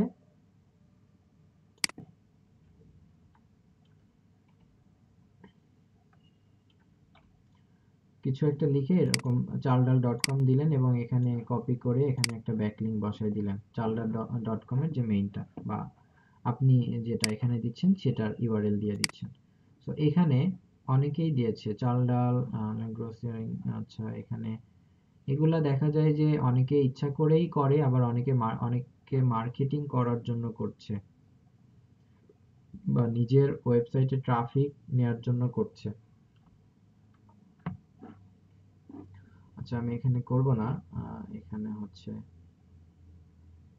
best, what is the best online. আচ্ছা, এখানে আরেকটা ব্যাকলিংক করে দিয়েছে সে। তো এটা কি, যোগান, দেখেন আমি কোরা থেকে, কিন্তু কখনো আমি এটার নাম জানতামই না। তো আমি কোরা থেকে এটা পেলাম, কারণ সে তার ব্যাকলিংক করে দিয়েছে। ঠিক আছে, আপনি একটা প্রশ্ন করলেন এবং আপনি একটা অ্যান্সার দিয়ে দিলেন, আরো আদার্স যারা যে কোশ্চেন গুলো আছে সেগুলোতে অ্যান্সার দিয়ে দিলেন। এভাবে করলে কি হবে, লিংক বিল্ডিং হবে, যেটাকে বলা হয় লিংক বিল্ডিং। ওই বিষয়গুলো আমরা আসবো, ছোট ছোট বিষয়, ছোট ছোট টার্ম আমরা এখন জাস্ট একটু পরিচিত হই, যেটা পরবর্তীতে লিংক বিল্ডিং, গেস্ট পোস্টিং, ব্যাকলিঙ্কিং এগুলা নিয়ে আমরা ট্রাই করব গিগ করার জন্য।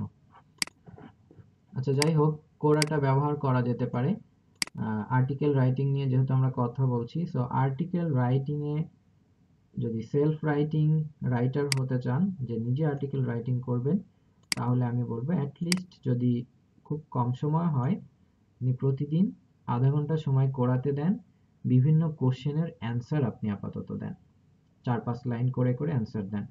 যখন দেখা যাবে যে 100-200টা অ্যান্সার আপনি দিতে পারবেন, এবং আপনার ভালো ফলোয়ার হয়ে যাবে, এবং পরবর্তীতে আপনি একটি কন্টেন্ট আপলোড করলে ওইটার রেসপন্সটাও ভালো পাবেন। হুট করে কোরাতে একদিন গিয়ে একটা কিছু লিখলেন, ভালো ফিডব্যাক পাবেন, ব্যাপারটা এমন না।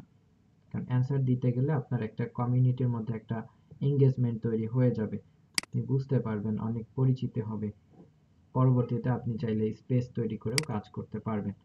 সো এভাবে আমরা পার্সোনালি কিছু কাজ করতে পারি, এবং কিছু বিষয় আছে যে আমরা যখন আমাদের যে কোনো ধরনের প্রোফাইল তৈরি করব, সেখানে আমরা হচ্ছে নামের সাথে কোনো ডিজিট ব্যবহার করব না, বা ইউজার নেমের সাথে কোনো ডিজিট ব্যবহার করব না। এটা এসইওর ক্ষেত্রে খুব ভালো রেজাল্ট, বা এসইও ফ্রেন্ডলি বলা, মানে ডিজিট ব্যবহার করাটা এসইও ফ্রেন্ডলি না। এবং আমাদের ন্যাচারাল প্রোফাইল পিকচার ব্যবহার করা, এবং প্রপারলি অ্যাকাউন্টটাকে কাস্টমাইজ করা, অ্যাটলিস্ট ডেসক্রিপশনগুলো ঠিকঠাক মতো রাখা। আচ্ছা, এসইও টাইপ কি কি আছে অন পেজ এসইও এবং অফ পেজ এসইও? আপনারা কি বলতে পারবেন যে অন পেজ এসইও কি এবং অফ পেজ এসইও কি?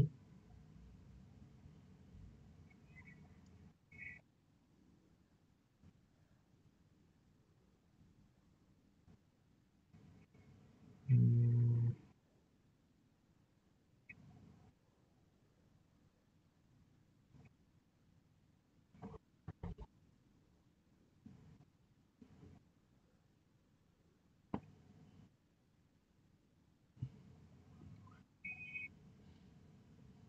আর একটু ক্লিয়ার করে কেউ বলতে পারবেন on page SEO off page SEO?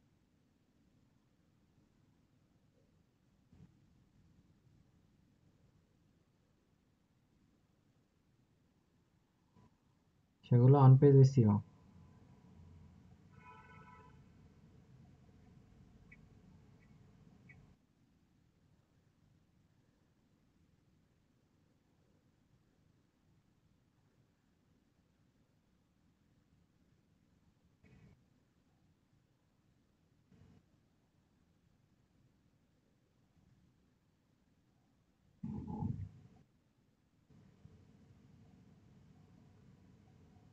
Tag use করে অন পেজ এসইও করা যায় না?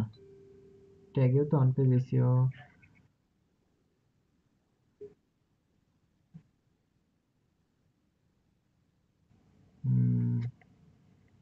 অন পেজও হতে পারে, অফ পেজও হতে পারে। আচ্ছা, আর একটু ক্লিয়ার করে কেউ বলতে পারবেন কিনা? Any idea?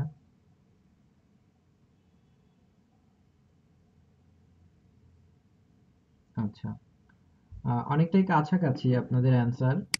তো জাস্ট যদি আমি একটু বলি যে অন পেজ এসইওটা হচ্ছে আপনি আপনার ওয়েবসাইটের মধ্যে যে এসইওটা করলেন, সেটাকে বলা হচ্ছে অন পেজ এসইও। আর অফ পেজ এসইও হচ্ছে আপনার ওয়েবসাইটের বাইরে যে কাজগুলো করলেন, সেটা হচ্ছে অফ পেজ এসইও। এখন মনে করেন যে আমি এখানে গেলাম যে রকমারি, রকমারিতে যাওয়ার পরে এখানে রকমারি লিখলাম। রকমারি লিখার পরে তার ওয়েবসাইটটা আসলো, তার ফেসবুক পেজটা আসলো, তার হচ্ছে এখানেও ফেসবুক পোস্ট আসছে, এখানে ইনস্টাগ্রামে অ্যাকাউন্ট আসছে। এটা কেন আসছে? সেটা হচ্ছে অফ পেজ এসইওর জন্য। ইভেন এখানে হচ্ছে তার অ্যাড্রেসগুলো আসছে, ঠিক আছে? এটা আমরা তার ওয়েবসাইটের বাইরে বিভিন্ন রেজাল্টকে খুঁজে পাচ্ছি, এবং সেটা যে কারণে খুঁজে পাচ্ছি সেটা হচ্ছে অফ পেজ এসইওর কারণে। দেখেন, তার ওয়েবসাইট দেওয়া আছে, এবং ওয়েবসাইটের পাশাপাশি সে যদি ফেসবুক পেজ না করতো, তাহলে এই রেজাল্টটা আসতো না। তো এই রেজাল্টটা আসছে কেন? তার ফেসবুক পেজ করেছে, পেজ তৈরি করেছে।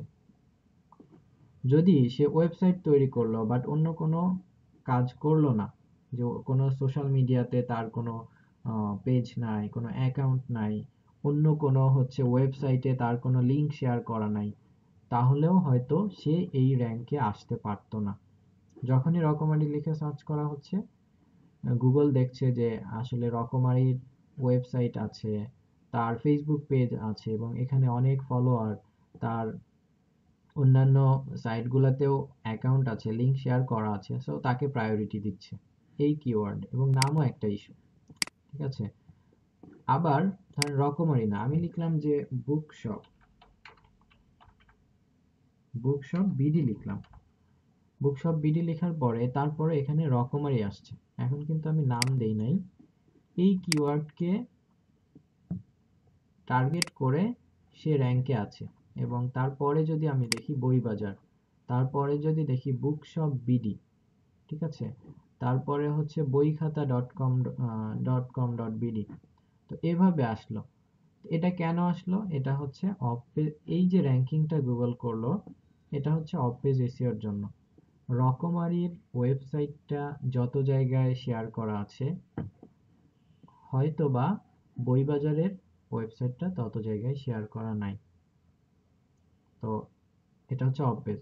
এখন অন পেজ বলতে, অন পেজ আমি রকমারিতে গেলাম, রকমারিতে আমি লিখলাম যে সাপোজ এখানে লিখলাম যে মুক্তিযুদ্ধ,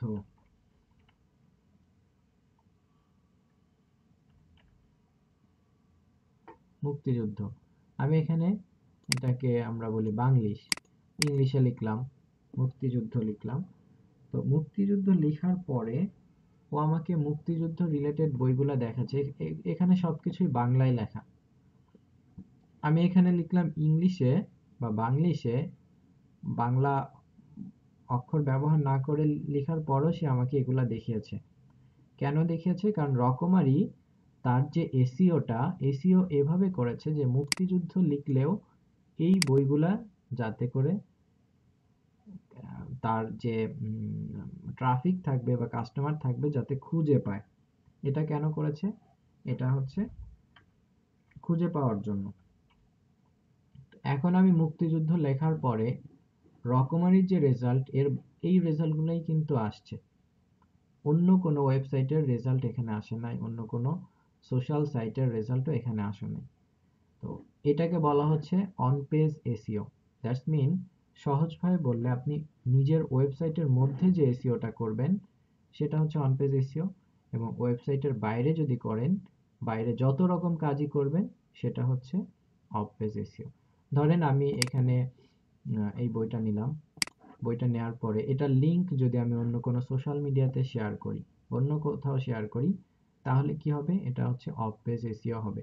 বাট এই লিঙ্কটা যদি আমি এই রকমারি.com এর কোনো একটা অন্য কোনো পেজে আমি নেই, ঠিক আছে, ধরেন এখানে প্রকাশনী বা হচ্ছে এখানে বেস্ট সেলার বই, তো এই যে পেজটা আছে এখানে ক্লিক করলে একটা পেজে যাব, এই জায়গায় যদি আমি নিয়ে যাই এবং শেয়ার করি, সেটা কিন্তু অফ পেজ এসইও হচ্ছে না, সেটা অন পেজ এসইও হচ্ছে। দ্যাটস মিন রকমারি.com এর মধ্যে যে এসইও গুলা, সেটা রকমারির অন পেজ এসইও, এবং এই ওয়েবসাইটের বাইরে যত ধরনের এসইওর কাজ সেটা হচ্ছে অফ পেজ এসইও। আমি কি বোঝাতে পেরেছি কিনা?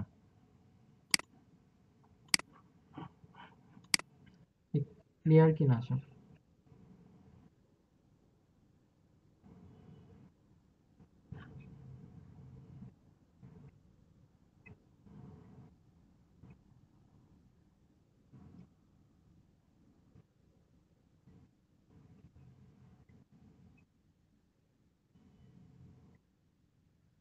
নিজের ওয়েবসাইটের বাইরে যাই করছি সেটা অফ পেজ এসইও, আর নিজের ওয়েবসাইটের মধ্যে যা করছি সেটা অন পেজ এসইও।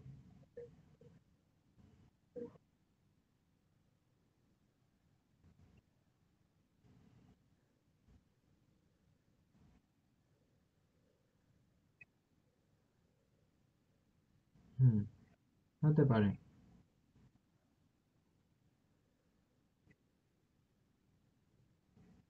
জি, যেমন আমরা কি সুপার শপে যাই, সুপার শপ, এখনকার সুপার শপ গুলা নিয়ে অনেক বেশি আম, মানে কেস স্টাডিও হয়। আমি কিছুদিন আগে এরকম দেখলাম যে কোন প্রোডাক্ট কোথায় সাজানো রাখলে কেমন সেল হবে, এটা নিয়ে অনেক মানে মোটামুটি বলা যায় রিসার্চ আছে। ব্যাপারটা এরকম। যারা বিবিএর আছে তারা আরো ভালো বলতে পারবেন। তো এগুলা কি, এগুলা হচ্ছে অনলাইনের ক্ষেত্রে বলা যাবে যে যাতে সহজে খুঁজে পায়, কাস্টমার যেটা চাচ্ছে সেটা যাতে তার নাগালের কাছে থাকে, বাইরে না থাকে, এবং এটা ম্যাক্সিমাম কত ভালো করা যায় যাতে করে সেলটা বেশি আসে।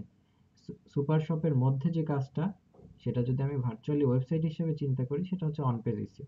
এবং এই ব্র্যান্ডিংটা যখন ওই বাইরে করা হচ্ছে, তখন এটাকে বলছি সরি, ভেতরে হচ্ছে অন পেজ এসইও এবং বাইরে করা হলে সেটা আমরা বলছি অফ পেজ এসইও। ব্যাপারটা যদি আমরা এভাবে চিন্তা করি তাহলেও চিন্তা করা যেতে পারে। এবং এসইওর ডিফারেন্ট মেথড আছে, জাস্ট এখানে এই টার্মগুলো আমাদের দরকার হয় না ওইভাবে, জাস্ট জানার জন্য। এটা কয়েকটা টার্ম আছে যে হোয়াইট হ্যাট এসইও, যখন আপনারা গিগ করবেন এই টার্মগুলো অনেকে ব্যবহার করে, এই জন্য আর কি রাখা। তো হোয়াইট হ্যাট এসইও এটা হচ্ছে যে হচ্ছে বলা যায় রাইট ওয়েতে যে আমরা এসইও গুলা করে থাকি, এক কথায় বলতে লিগ্যাল ওয়ে, ইলিগ্যাল কোনো ওয়ে থাকবে না, সেটা হচ্ছে হোয়াইট হ্যাট এসইও। আর ব্ল্যাক হ্যাট এসইও হচ্ছে পুরোপুরি ইলিগ্যাল এসইও। এটা একসময় প্র্যাকটিস হতো, বাট এখন টোটালি এই জায়গা থেকে বের হয়ে মানে আমাদের আসলে আমাদের এসইওর মধ্যে এই বিষয়গুলো নিয়ে কোনো আলোচনাই নাই। তো ব্ল্যাক হ্যাট এসইওটা হচ্ছে পুরোপুরি একটা বলা যায় ইলিগেল এসইও, এবং গ্রে হ্যাট এসইওটা হচ্ছে কখনো লিগেলি করা হয়, কখনো ইলিগেলি করা হয়, এটাকে বলা হচ্ছে গ্রে হ্যাট এসইও। তো এই টার্মগুলো আপনারা দেখবেন না, ম্যাক্সিমাম সময় দেখবেন যে গিগ করার সময় অনেকেই ব্যবহার করছে হোয়াইট হ্যাট এসইও, অর্থাৎ লিগেল ওয়েতে যে এসইওটা সে করছে। ঠিক আছে, তো এই টার্মটা গিগ করার সময় আসার জন্য আমি একটু বললাম আর কি। আচ্ছা, কন্টেন্ট রাইটিং এর এসইও নিয়ে মোটামুটি একটা বেসিক ধারণা হয়েছে কিনা, যে এসইওটা কি, কি কি টাইপের এসইও আছে, এবং এসইও আমরা কেন করব? কারো কোনো কনফিউশন আছে এসইও রিলেটেড? ইভেন আপনাদের এক্সট্রা ক্লাসে এসইও নিয়ে কথাবার্তা হবে, সেখানেও কিছুটা হেল্প হবে, বাট এই ক্লাসে কোনো ইয়ে আছে কিনা কনফিউশন? ওকে, এখন আসি হচ্ছে আর্টিকেল রাইটিং বা কন্টেন্ট ক্রিয়েট বা কন্টেন্ট মার্কেটিং। তো কন্টেন্ট মার্কেটিং আসলে কি, কারো আইডিয়া? কন্টেন্ট মার্কেটিং ক্লাসটা আসলে একটু বোরিং, কারণ থিওরিটিক্যাল। কন্টেন্ট রাইটিং ক্লাস নিতেও আহ, আমার নিজের কাছেই অনেক মনে হয় যে কথা বলতে হয়। আচ্ছা, আপনারা একটু হেল্প করবেন, আপনারা বলেন যে আসলে কন্টেন্ট মার্কেটিংটা কি, বা কন্টেন্ট বলতে আমরা কি বুঝি?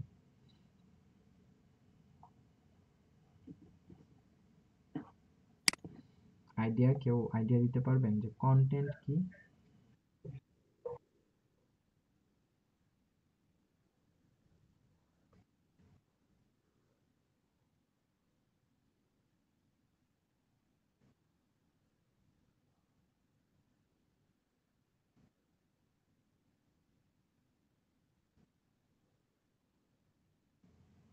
এক্স্যাক্টলি। আর কেউ?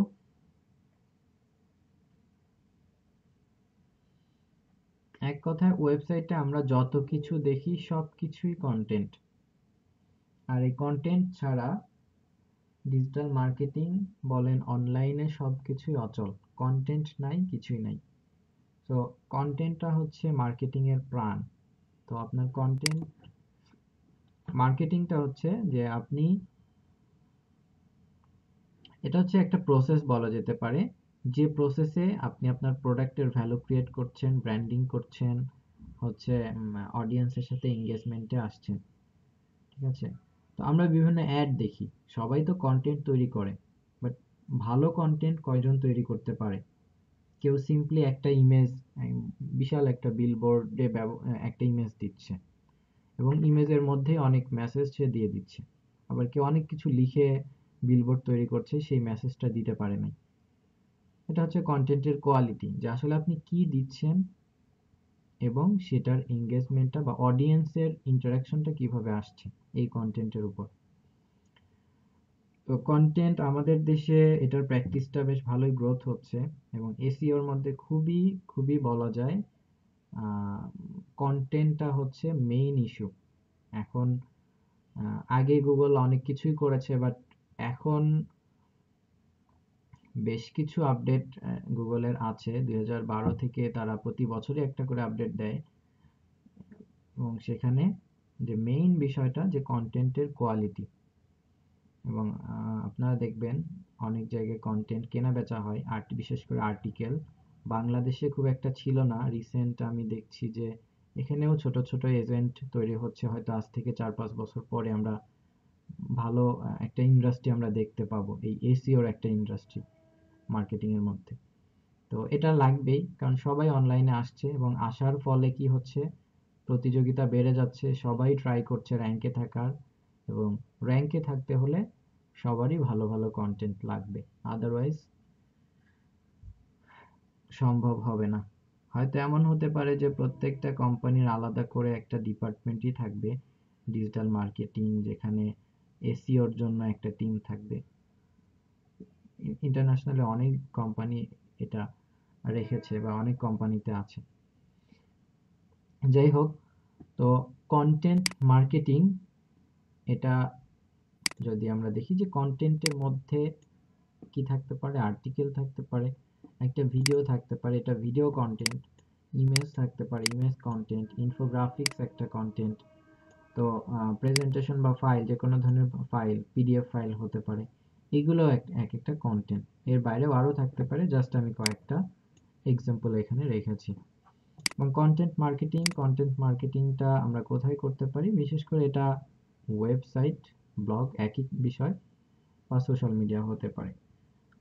রশনি, আমরা এই কন্টেন্ট মার্কেটিংটা মেইনলি এসইওতে ফোকাস করা হয় ওয়েবসাইট বা ব্লগের জন্য। আচ্ছা, কন্টেন্ট রাইট কেন করব? কন্টেন্ট রাইট এখানে ফ্রিল্যান্সিং করা, যেটা আমি গেস্ট পোস্ট হিসেবে রেখেছি, এবং আর্টিকেল রাইটার হিসেবে জব করা। আপনি ফিজিক্যালেও করতে পারেন, অ্যাজ এ ফ্রিল্যান্সার হিসেবে এটার ভালো ডিমান্ড। আপনারা যদি একটু দেখেন ফাইবারে, যদিও সবার পক্ষে কন্টেন্ট রাইটার হওয়া সম্ভব না, এটা আহ, আমার মনে হয় যেটা, যে আসলে সবাই ভালো রাইটার হতে পারে না। এটা একটা বাই ডিফল্ট কিছু থাকতে পারে এটার মধ্যে, আমি জানি না, কারণ আমি ভালো কন্টেন্ট রাইটার না। এই কারণে মনে হয় এখানে দেখেন যে আর্টিকেল রাইটিং, বা এখানে এসইও আর্টিকেল রাইটিং, আগে আর্টিকেল রাইটিংটা ছিল, বাট এসইও আর্টিকেল রাইটিংটা এখন মেইন ইস্যু, যে আপনি আর্টিকেল রাইটিং জানলেই হবে না, এসইও ফ্রেন্ডলি আর্টিকেল রাইটিং করতে হবে। এবং দেখবেন যে এই জায়গাতে ম্যাক্সিমামই অর্ডার পেয়েছে। Article right, I will do SEO optimised article writing in 24 hours. তো সে কি করে, 24 ঘন্টার মধ্যে এসইও ফ্রেন্ডলি আর্টিকেল রাইট করে দেয়। 1000 ওয়ার্ডের আর্টিকেলের জন্য $5 নিচ্ছে, এটা খুবই কম। তার আচ্ছা, এবং সে কিছু স্যাম্পল রেখেছে কি কি আর্টিকেল সে দিচ্ছে। এটা একটা আর্টিকেলের এক্সাম্পল, সে এই আর্টিকেলটা দিয়েছে, world class schools with quality education. আচ্ছা, ফার্স্ট স্টোরি, তো 1000 ওয়ার্ডের একটা আর্টিকেল সেখানে দিয়েছে। এরকম আমরা এক্সাম্পল পাবো, অনেকেই এই আর্টিকেলগুলা স্যাম্পল হিসেবে দিয়ে রেখেছে।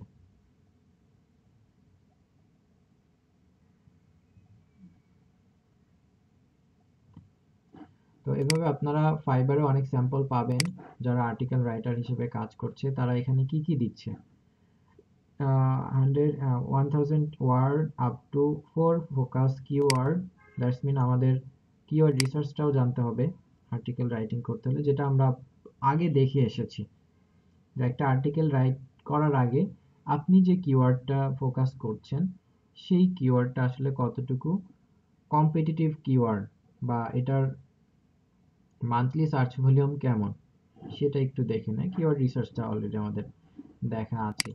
তো এইভাবে আপনি একটু দেখতে পারেন যে আর্টিকেল রাইটিং নিয়ে যারা কাজ করছে তারা আসলে কোন কোন পয়েন্টকে ফোকাস করছে, যারা কাজ পাচ্ছে। I will do SEO article writing, blog post and copy writing. এখানে যদি দেখি যে সে কি করছে, $5, 1000 ওয়ার্ড, এটা বলবো অনেক কমেই নিচ্ছে।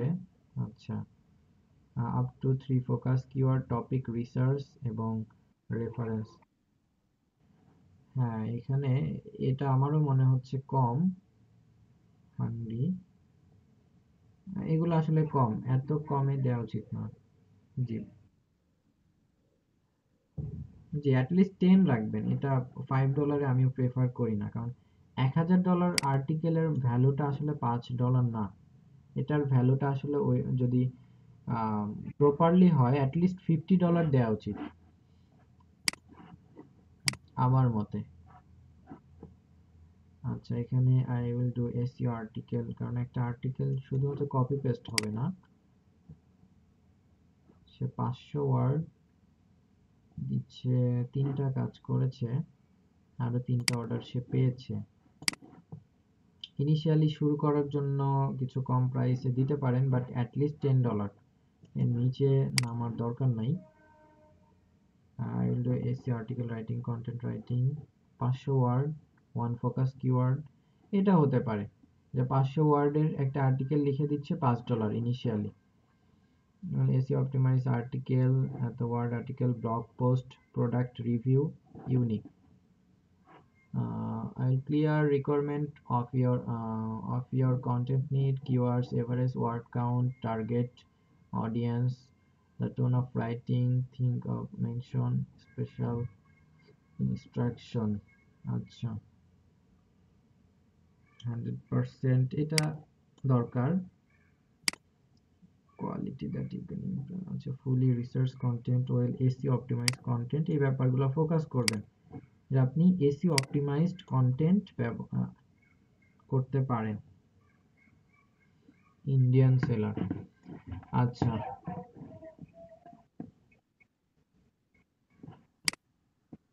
সরি,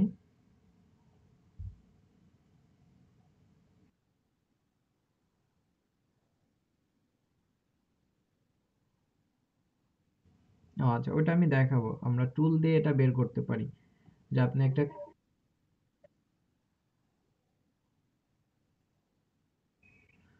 আপনি হচ্ছে এই যখন রিপোর্ট সাবমিট করবেন, টুলের স্ক্রিনশট নেবেন যে আপনার কন্টেন্ট কোয়ালিটি কেমন, স্কোরটা দেখাবেন, ঠিক আছে, যে কত পার্সেন্ট ইউনিক, সেটা আমরা আসছি, সামনের দিকে আসবো, আজকে হয়তো পাবো না, নেক্সট ক্লাসে।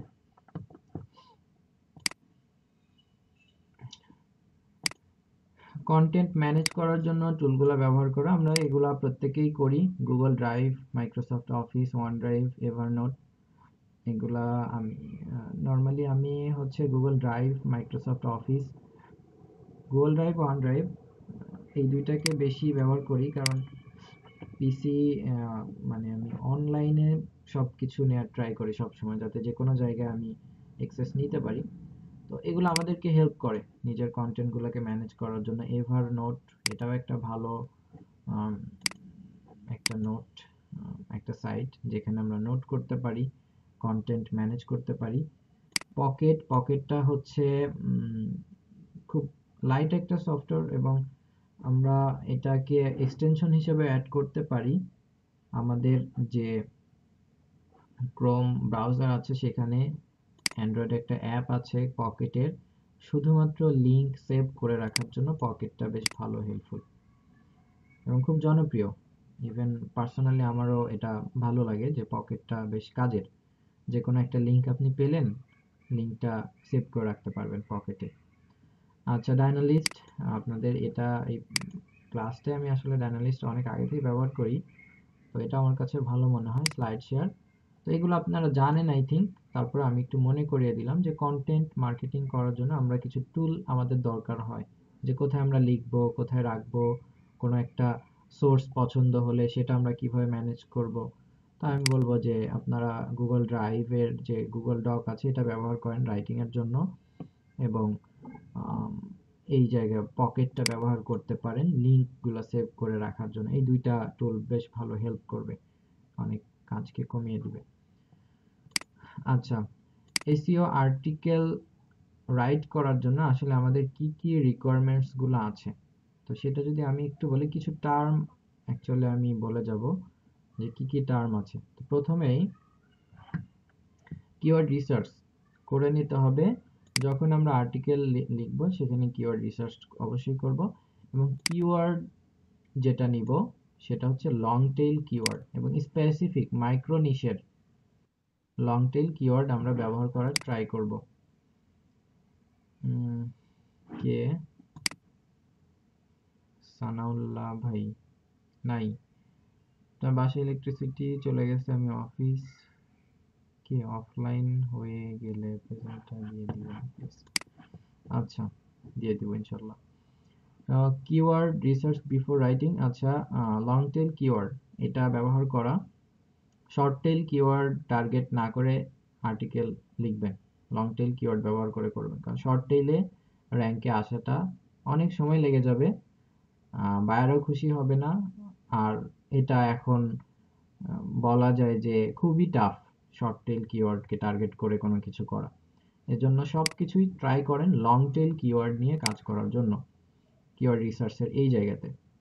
এবং আমরা কিওয়ার্ড রিসার্চে আরও যে বিষয়গুলো দেখেছি ওগুলো মেনটেন করবেন, যে লো কম্পিটিটিভ হাই সার্চ ভলিউম, এটা যত ম্যাক্সিমামটা পারা যায়, যতটুকু পারা যায় আর কি।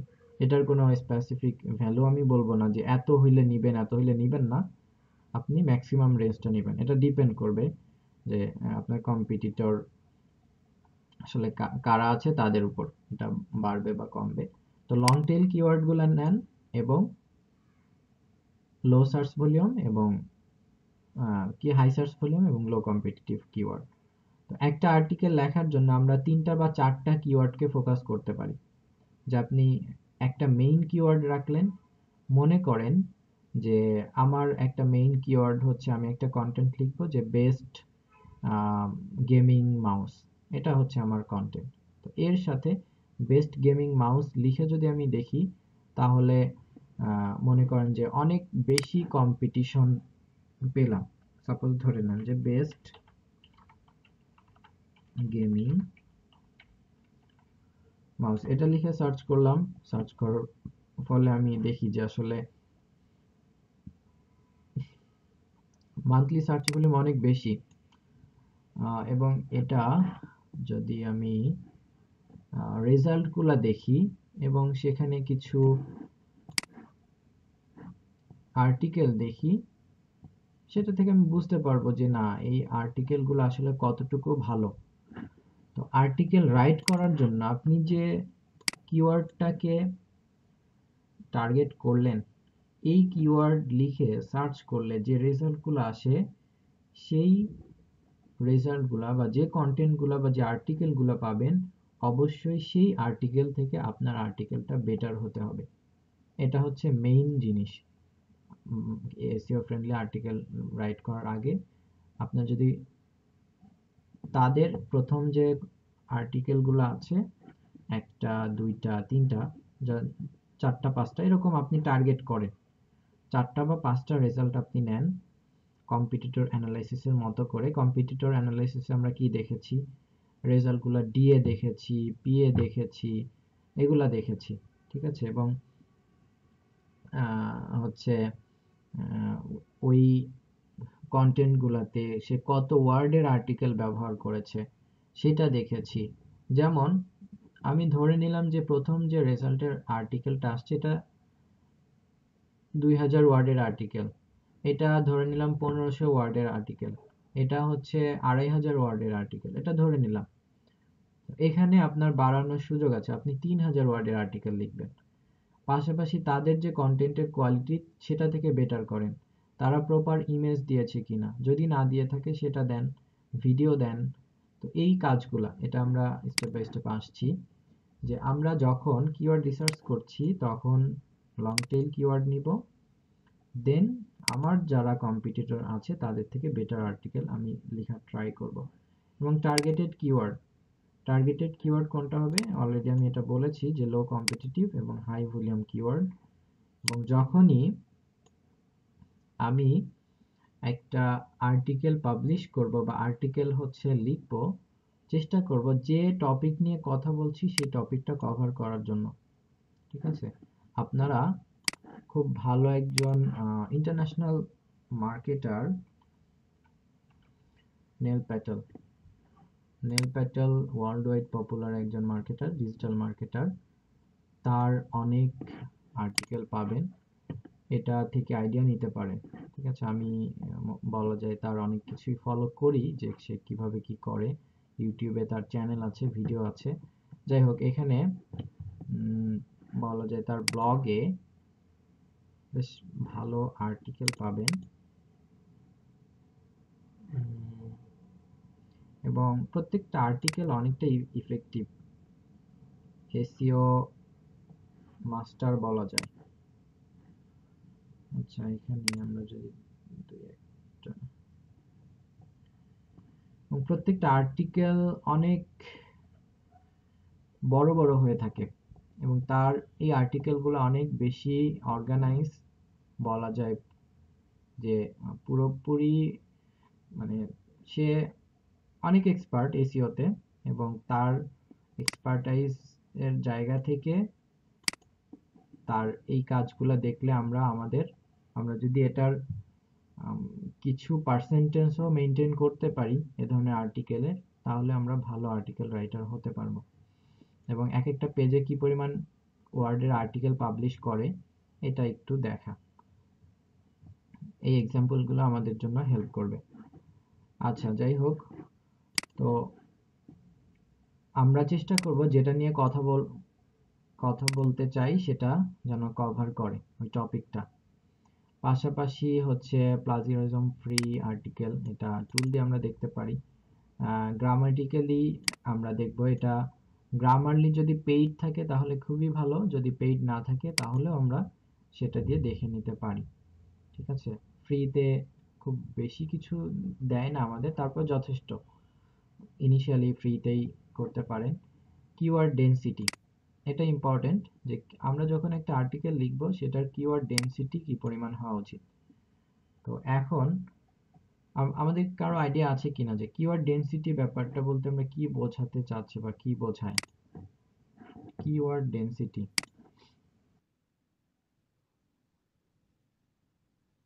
জি, এক্স্যাক্টলি, যে আমরা যে কিওয়ার্ডটা নিচ্ছি সেটা কতবার ব্যবহার করলাম। তো এটাও আমরা টুলের মাধ্যমে এটা দেখতে পারি। আমি নেক্সট দিন টুলগুলো দিয়ে দিব, আজকে টুলে গেলে আমাদের সময় শেষের দিক, তো আরেকটা দিন আমরা নিব।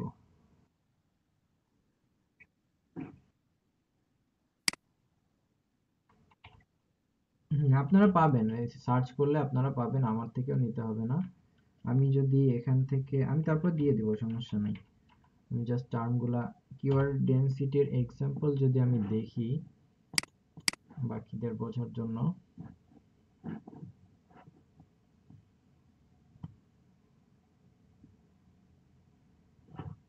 কিওয়ার্ড ডেনসিটি না লিখে স্টাফিং,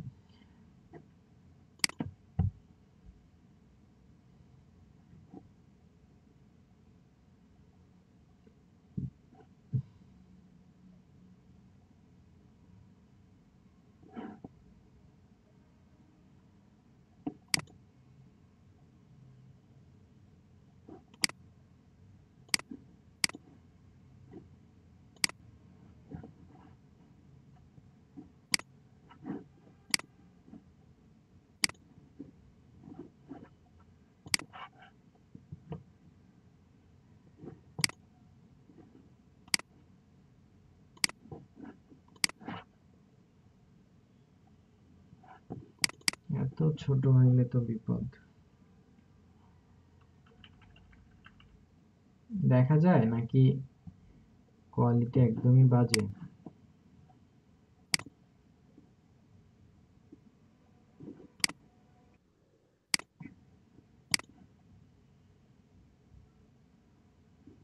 আচ্ছা, যতটুকুই দেখা যায় আই থিঙ্ক বুঝতে পারবেন। তো এখানে দেখেন, সে একটা কিওয়ার্ড চিপ ফ্লাইটস কতবার লিখেছে? একবার, দুইবার, তিনবার, চারবার, 5, 6, 7, 8, 9, 10, 11, 12, 14, 15 বার হইতে পারে, তারও বেশি হইতে পারে। তো এটা হচ্ছে, এই ঘটনাকে বলা হচ্ছে কিওয়ার্ড স্টাফিং। ঠিক আছে, তো কিওয়ার্ড স্টাফিং যদি বেশি হয় তাহলে কিওয়ার্ড ডেনসিটি বেড়ে যায়। তো আমরা যখন একটা কন্টেন্ট লিখব, ট্রাই করব কিওয়ার্ড ডেনসিটি যেন 4% এর নিচে থাকে। যত কমাতে পারবেন, এটা যদি 1% হয় বেস্ট, বাট 4% থেকে বেশি যাওয়া যাবে না। যত ভালো রাইটার হবে তারা তত বেশি কমাবে এই স্টাফিংটা বা কিওয়ার্ড ডেনসিটির মানটা তত কমাতে পারবে। তো এটা আমাদেরকে ফলো করা, যে একই ওয়ার্ড খুব বেশি ব্যবহার না করা, এবং কি পরিমাণ ব্যবহার করা সেটা হচ্ছে আমরা ট্রাই করব 1 থেকে 4% মতো। আচ্ছা, এরপরে হচ্ছে proper use of H1। H1 হচ্ছে হেডিং 1, হেডিং 2, হেডিং 3। আমরা যখন অন পেজ এসইওতে ওয়েবসাইটে একটা আর্টিকেল পাবলিশ করব, দেন ওই জায়গায় এই ব্যাপারটা আসবে। তো আমরা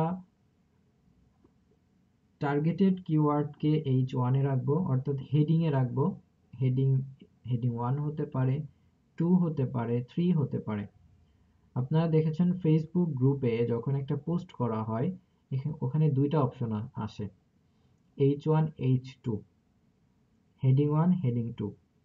তো আসলে এই ব্যাপারগুলা হচ্ছে ওয়েবসাইটের একটা কোডিং এর বিষয়। যখন আপনি আপনার টার্গেটেড কিওয়ার্ডটা হেডিং এর মধ্যে রাখছেন, তখন এই যে কোডিং সিস্টেমটা, বা যখন কোনো একটা সার্চ ইঞ্জিনে সার্চ করা হয়, তার কিছু অ্যালগরিদম আছে। সে কোনো একটা কন্টেন্ট থেকে ওই টপিকটা নিয়ে আসার আগে সে দেখবে যে হেডিং এ পায় কিনা। যখন হেডিং এ পাবে, তখন সেটাকে আগে সে নিয়ে আসবে। ঠিক আছে? সো আমার কিওয়ার্ডটা যদি হেডিং এ আমি রাখি, দেন এটা আমার জন্য বা আমার র্যাঙ্কিং এর জন্য হেল্প করবে। বাট আমি কন্টেন্টে রাখার থেকে আমি চেষ্টা করব হেডিং এ রাখার জন্য। মেটা টাইটেল, তো এটা আসলে অন পেজ এসইওর কিছু টার্ম এখানে চলে আসছে। তো এটা আমরা কত রাখবো, যে হেডিংটা বা মেটা টাইটেলটা আমরা হচ্ছে, বা এখানে বিশেষ করে হেডিং, যে হেডিংটা আমরা হচ্ছে 4 থেকে 60 ক্যারেক্টারের মধ্যে রাখবো, এবং এটা 500 পিক্সেলের কম রাখবো। পিক্সেলটা আসবো যে আমরা এক একটা হেডিং এর এক একটা পিক্সেল হতে পারে। যেমন আমরা গুগলে যখন কোনো কিছু সার্চ করি, এই যে দেখেন, এইটা এটা হচ্ছে হেডিং বা টাইটেল আমরা বলতে পারি। তো এটার একটা পিক্সেল আছে, এটা 500 পিক্সেলের চেয়ে যদি বেশি হয়ে যায়, তাহলে ঘটনাটা এভাবে ঘটবে। এটা অন পেজ এসইওর বিষয়, আমরা ওই সময় ব্যাপারটা দেখব। জাস্ট টার্মগুলো একটু জেনে রাখেন, যে H1 বলতে কি বোঝায়। তারপর হচ্ছে মেটা। মেটা ব্যাপারটা হচ্ছে, দেখেন এখানে যে এটা হচ্ছে মেটা, মেটা ডেসক্রিপশন বলা যেতে পারে। তো আমাদের কি আসে, টাইটেল এবং মেটা ডেসক্রিপশন, প্রত্যেকটা রেজাল্টের সেম থিং। আচ্ছা, 2 থেকে 3টা টার্গেটেড কিওয়ার্ড আমরা নিব, এবং কুইক নেভিগেশন। এটা সবসময় না, অনেক ক্ষেত্রে আমাদের, যদি আমরা একটা এক্সাম্পল দেখি, অনেক ক্ষেত্রে আমরা এটা পেয়ে থাকি বিভিন্ন আর্টিকেলের, আমরা এটা পাই যে এই যে ব্যাপারটা, এটাকে বলা হচ্ছে কুইক নেভিগেশন, বা অনেক ক্ষেত্রে টেবিল আকারেও এটা থাকতে পারে। এটার কি কি টপিক নিয়ে কথা বলা হয়েছে, Google trend, keyword generator, keyword sheeter, বেশ কিছু টুল নিয়ে কথা বলা হয়েছে এই আর্টিকেলে। এখানে যদি আমি অ্যানসার দ্য পাবলিক এটাতে যাই, তাহলে আমাকে এই অংশে নিয়ে আসে, এই অংশে নিয়ে আসছে অ্যানসার দ্য পাবলিক। এটাকে বলা হচ্ছে নেভিগেশন, কুইক নেভিগেশন। তো এটা ব্যবহার করা এসইও ফ্রেন্ডলি, এসইওর জন্য এটা বেশ ভালো হেল্প করে র্যাঙ্কিং এর জন্য। এরপর ব্যাকলিংক। ব্যাকলিংক বলতে কি বুঝি, এনি আইডিয়া? ব্যাকলিংক বলতে কি বোঝা, আজকে আমরা টার্মগুলো একটু জানি।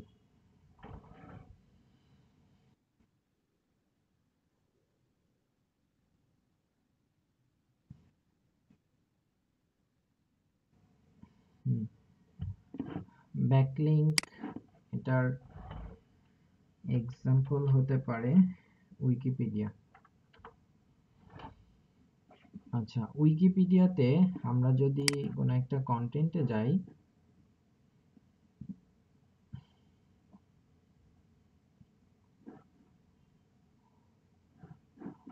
মনে করেন আমি এখানে লিখলাম যে বাংলাদেশ, এখানে অনেকগুলো ব্যাকলিঙ্ক আছে, যেমন ঢাকা। ঢাকাতে ক্লিক করলে কি হবে, আমাকে আরেকটা পেজে নিয়ে আসবে। তো কোন লিঙ্কটা আছে, এই লিঙ্কটা আছে ঢাকার। এই যে টেক্সটটা, এই টেক্সটে ব্যাকে এই লিঙ্কটা আছে, ঠিক আছে? এই লিঙ্কটাকে বলা হচ্ছে ব্যাকলিঙ্ক। আর এই যে টেক্সটটা, এই টেক্সটটাকে বলা হচ্ছে অ্যাঙ্কর টেক্সট, ঠিক আছে? অনেক সময় আমরা অ্যাঙ্কর টেক্সট এবং ব্যাকলিঙ্ক দুইটাকে সেম মনে করি, বাট ডিফারেন্সটা হচ্ছে অ্যাঙ্কর টেক্সটকে আপনি দেখতে পাবেন, বাট লিঙ্কটাকে আপনি দেখতে পাবেন না, লিঙ্কটা ব্যাকে থাকবে। এটা হচ্ছে ব্যাকলিঙ্ক। আর এই ঢাকা লেখাটা হচ্ছে অ্যাঙ্কর টেক্সট। এই টার্মগুলো আমাদের আর্টিকেল রাইটিং এর জন্য দরকার হবে। সো ব্যাকলিঙ্ক কতগুলা রাখা উচিত, এখানে দেখেন শত শত ব্যাকলিঙ্ক আছে। যদি আমি এখান থেকে, আপনাদের সময় কম, আর বেশি সময় নাই, আমি একটু সময় পেলে ভালো হতো। এসইও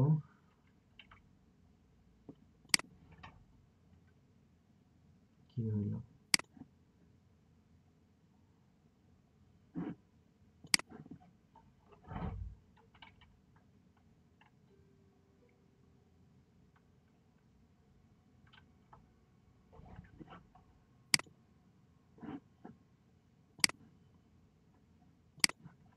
কি এক্সটেনশনটা খুব জ্বালায়।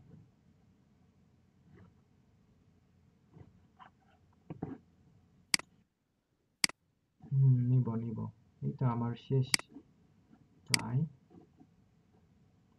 আচ্ছা, যদি আমি এখানে দেখি,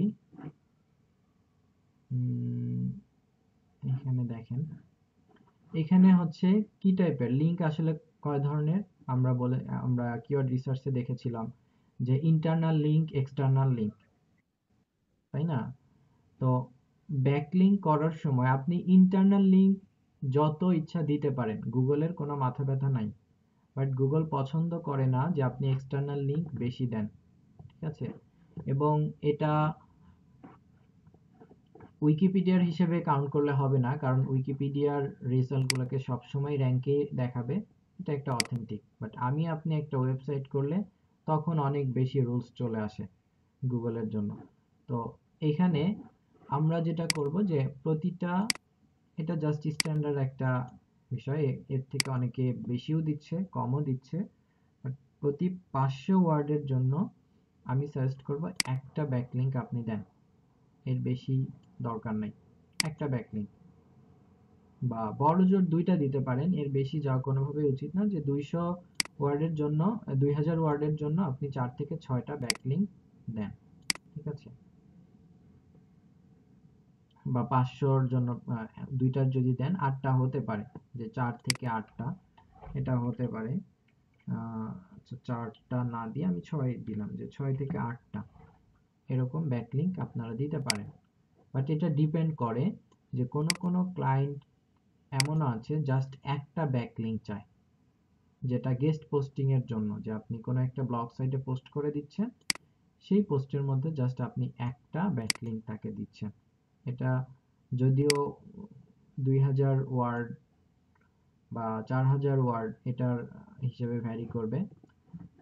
তো আমরা যখন কোনো একটা কন্টেন্ট লিখবো, টার্গেটেড, আমরা কোনো একটা ক্লায়েন্টের জন্যই তো কন্টেন্ট লিখবো, এবং ওই ক্লায়েন্টের যে টার্গেটেড কিওয়ার্ডটা থাকবে, সেই কিওয়ার্ডটা আমাদের আর্টিকেলের মধ্যে থাকবে। যদি সে ব্যাকলিংক চায় তাহলে আমরা এভাবে দিতে পারি, আর যদি মনে করে সে তার নিজের সাইটের জন্য করবে, সে তার ইচ্ছা মতো ব্যাকলিংক করবে, সেটা তার বিষয়, এখানে আমাদের বলার কিছু নাই। আর এক্সটার্নাল লিংক, আমরা যেটা হচ্ছে ব্যাকলিংক আসলে ইন্টারনালও হতে পারে, এক্সটার্নালও হতে পারে, বাট আপনি হচ্ছে এক্সটার্নাল লিংক, আমি এটা বললাম এক্সটার্নাল লিংকের কথা। আমি যদি এখানে এটা না দিয়ে, আচ্ছা এটা আমি এখানে না রাখি, কারণ কনফিউজড হয়ে যাবে। তো এরপরে হচ্ছে ডু ফলো লিঙ্ক অলওয়েজ দেওয়া উচিত। তো ডু ফলো নো ফলো নিয়ে আমরা ব্যাকলিঙ্কের ক্লাসে আরো ডিটেল কথা আছে। ব্যাকলিঙ্ক নিয়ে আমাদের একটা ক্লাসই হবে, এবং ব্যাকলিঙ্ক নিয়ে আমরা ট্রাই করব একটা গিগ তৈরি করা শুধুমাত্র ব্যাকলিঙ্ক। এটা অফ পেজ এসইওর জন্য খুবই ইম্পর্টেন্ট একটা টার্ম। আচ্ছা, তো ব্যাকলিঙ্ক আমরা কতগুলো দিচ্ছি সেটা আমাদের মাথায় রাখতে হবে। টেক্সট সাইজ, নর্মালি ফন্টের সাইজ হচ্ছে 16, এটা ওয়েবসাইটের স্ট্যান্ডার্ড সাইজ হচ্ছে সাইজ। আমরা যদি ওয়ার্ডে লিখি নর্মালি 11-12 লিখি, বাট আপনি যখন ক্লায়েন্টকে দিবেন এটা ফন্ট সাইজ 16 দিবেন, এবং স্মল কোনো ফন্ট অ্যাভয়েড করবেন। বুলেট পয়েন্ট দেয়া, প্যারাগ্রাফের মধ্যে ব্রেক দেয়া, এগুলো খুব নর্মাল ইস্যু। আমি জাস্ট এখানে আপনাদের মনে করিয়ে দেওয়ার জন্য লিখেছি। এবং সাপোর্টিভ মিডিয়া, এটা ইম্পর্টেন্ট। যেমন আমি যে আর্টিকেলটা লিখবো সেটার মধ্যে ইমেজ দেওয়ার দরকার হলে ইমেজ, ভিডিও, অডিও এগুলা দিব। সাপোর্টিভ মিডিয়াগুলো অনেক হেল্প করে যে আপনার র্যাঙ্কিংটা পেতে। যে আপনি একটা টপিক নিয়ে কথা বলেছেন, ওই টপিকের ভিডিও আছে, সেটা হতে পারে আপনার নিজের চ্যানেলের, সেটা আপনি হচ্ছে এমবেড করে দেন ওয়েবসাইটে, ঠিক আছে? বা আপনি যদি নর্মাল আর্টিকেল রাইটার হিসেবে কাজ করেন তখন তো আর পারবেন না, সেটা ক্লায়েন্ট করবে, বাট আপনি সেই জায়গা রাখতে পারেন যে এখানে ভিডিও হবে, বা ভিডিও লিঙ্কটা আপনি রাখতে পারেন, সেভাবে আপনি ক্লায়েন্টকে সার্ভিস দিতে পারেন। বাট সাপোর্টিভ মিডিয়াটা ব্যবহার করা দরকার এসইও রিলেটেড কাজের জন্য। এরপরে আসি হচ্ছে বোল্ড ইটালিক, এগুলা যেখানে বোল্ড সেটা বোল্ড করা, যেখানে ইটালিক সেটা ইটালিক করা, মানে কোনো কোর্স থাকলে সেই কোটের যে সাইন সেগুলো ব্যবহার করা, এগুলা আমরা আগে থেকে অনেকে ব্যবহার করি। তো মেইনলি আমাদের কিছু বিষয় আসে যে এসইওর জন্য কিওয়ার্ড, টার্গেটেড কিওয়ার্ড আমরা কিভাবে দিব, ডেনসিটি মেনটেন করা, ট্যাগ গুলা মেনটেন করা, ব্যাকলিঙ্ক গুলা কতটুকু রাখলে ভালো হয়, এই ব্যাপারগুলো মেইনলি আজকে আমরা কিছু টার্ম জানলাম। আগামী দিন আই থিঙ্ক আরেকটা ক্লাস হইলে আমাদের আর্টিকেল রাইটিংটা মোটামুটি একটা ধারণা তৈরি হবে। তো আজকে এ পর্যন্ত। আপনাদের কারো কোনো কোশ্চেন থাকলে বলতে পারেন। অ্যাটেন্ডেন্স, ঘুমিয়ে আছেন কয়জন?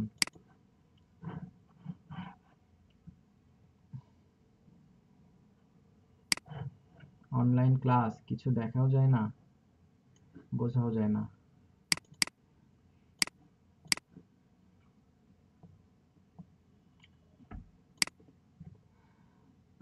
আছেন সবাই? শুনতে পান আমাকে? আচ্ছা, আমি তো কনফিউজড হয়ে গেছি যে আসলে আছেন কিনা, না আমারই প্রবলেম। আচ্ছা, অ্যাটেন্ডেন্সটা দেন সবাই। সিফাত সাদিয়া, নরিন কবির পুষ্পিতা, সারা সুমাইয়া, মোহাম্মদ শাহাবুল আলম, জুয়েল শিকদার, জোনায়েদ হোসেন অন্তর, সাজ্জাদুল ইসলাম হীরা। ও আছেন আপনি, যাক। কাজী হুমায়রা রশিদ, আপু তো ক্লাস করতেন, হুট করে কি হইল? কেউ জানেন আপুর কি হয়েছে? নিজেদের মধ্যে যোগাযোগ আছে আপনাদের, নাকি যার যার মতো শেষে?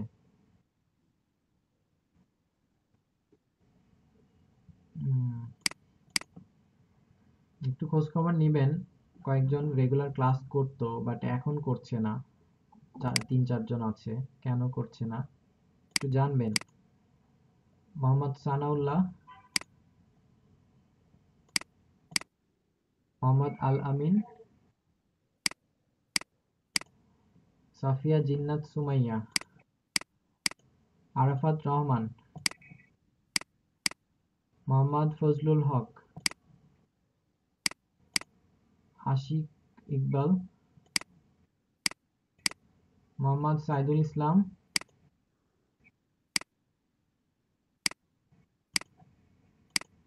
নাজমুল হোসাইন, খাদিজা আক্তার, মোহাম্মদ মাহমুদুল হাসান,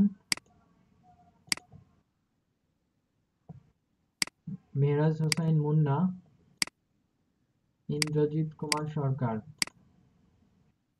রনি আহমেদ, হাসিবুর রহমান সজীব, নাফিসা ইসলাম, ইসমত আরা জাহান ঈশা,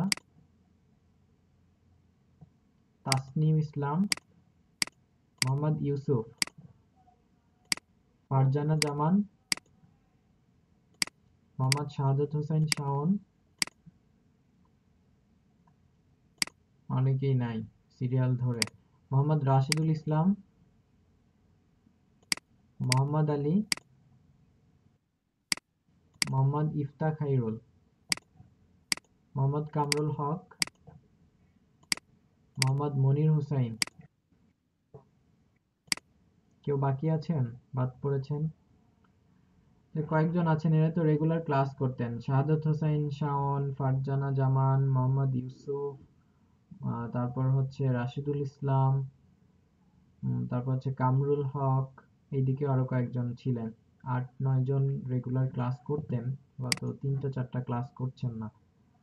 আপনারা একটু খোঁজ নিবেন আপনাদের গ্রুপমেটদের। জি, কারো কোনো কোশ্চেন আছে?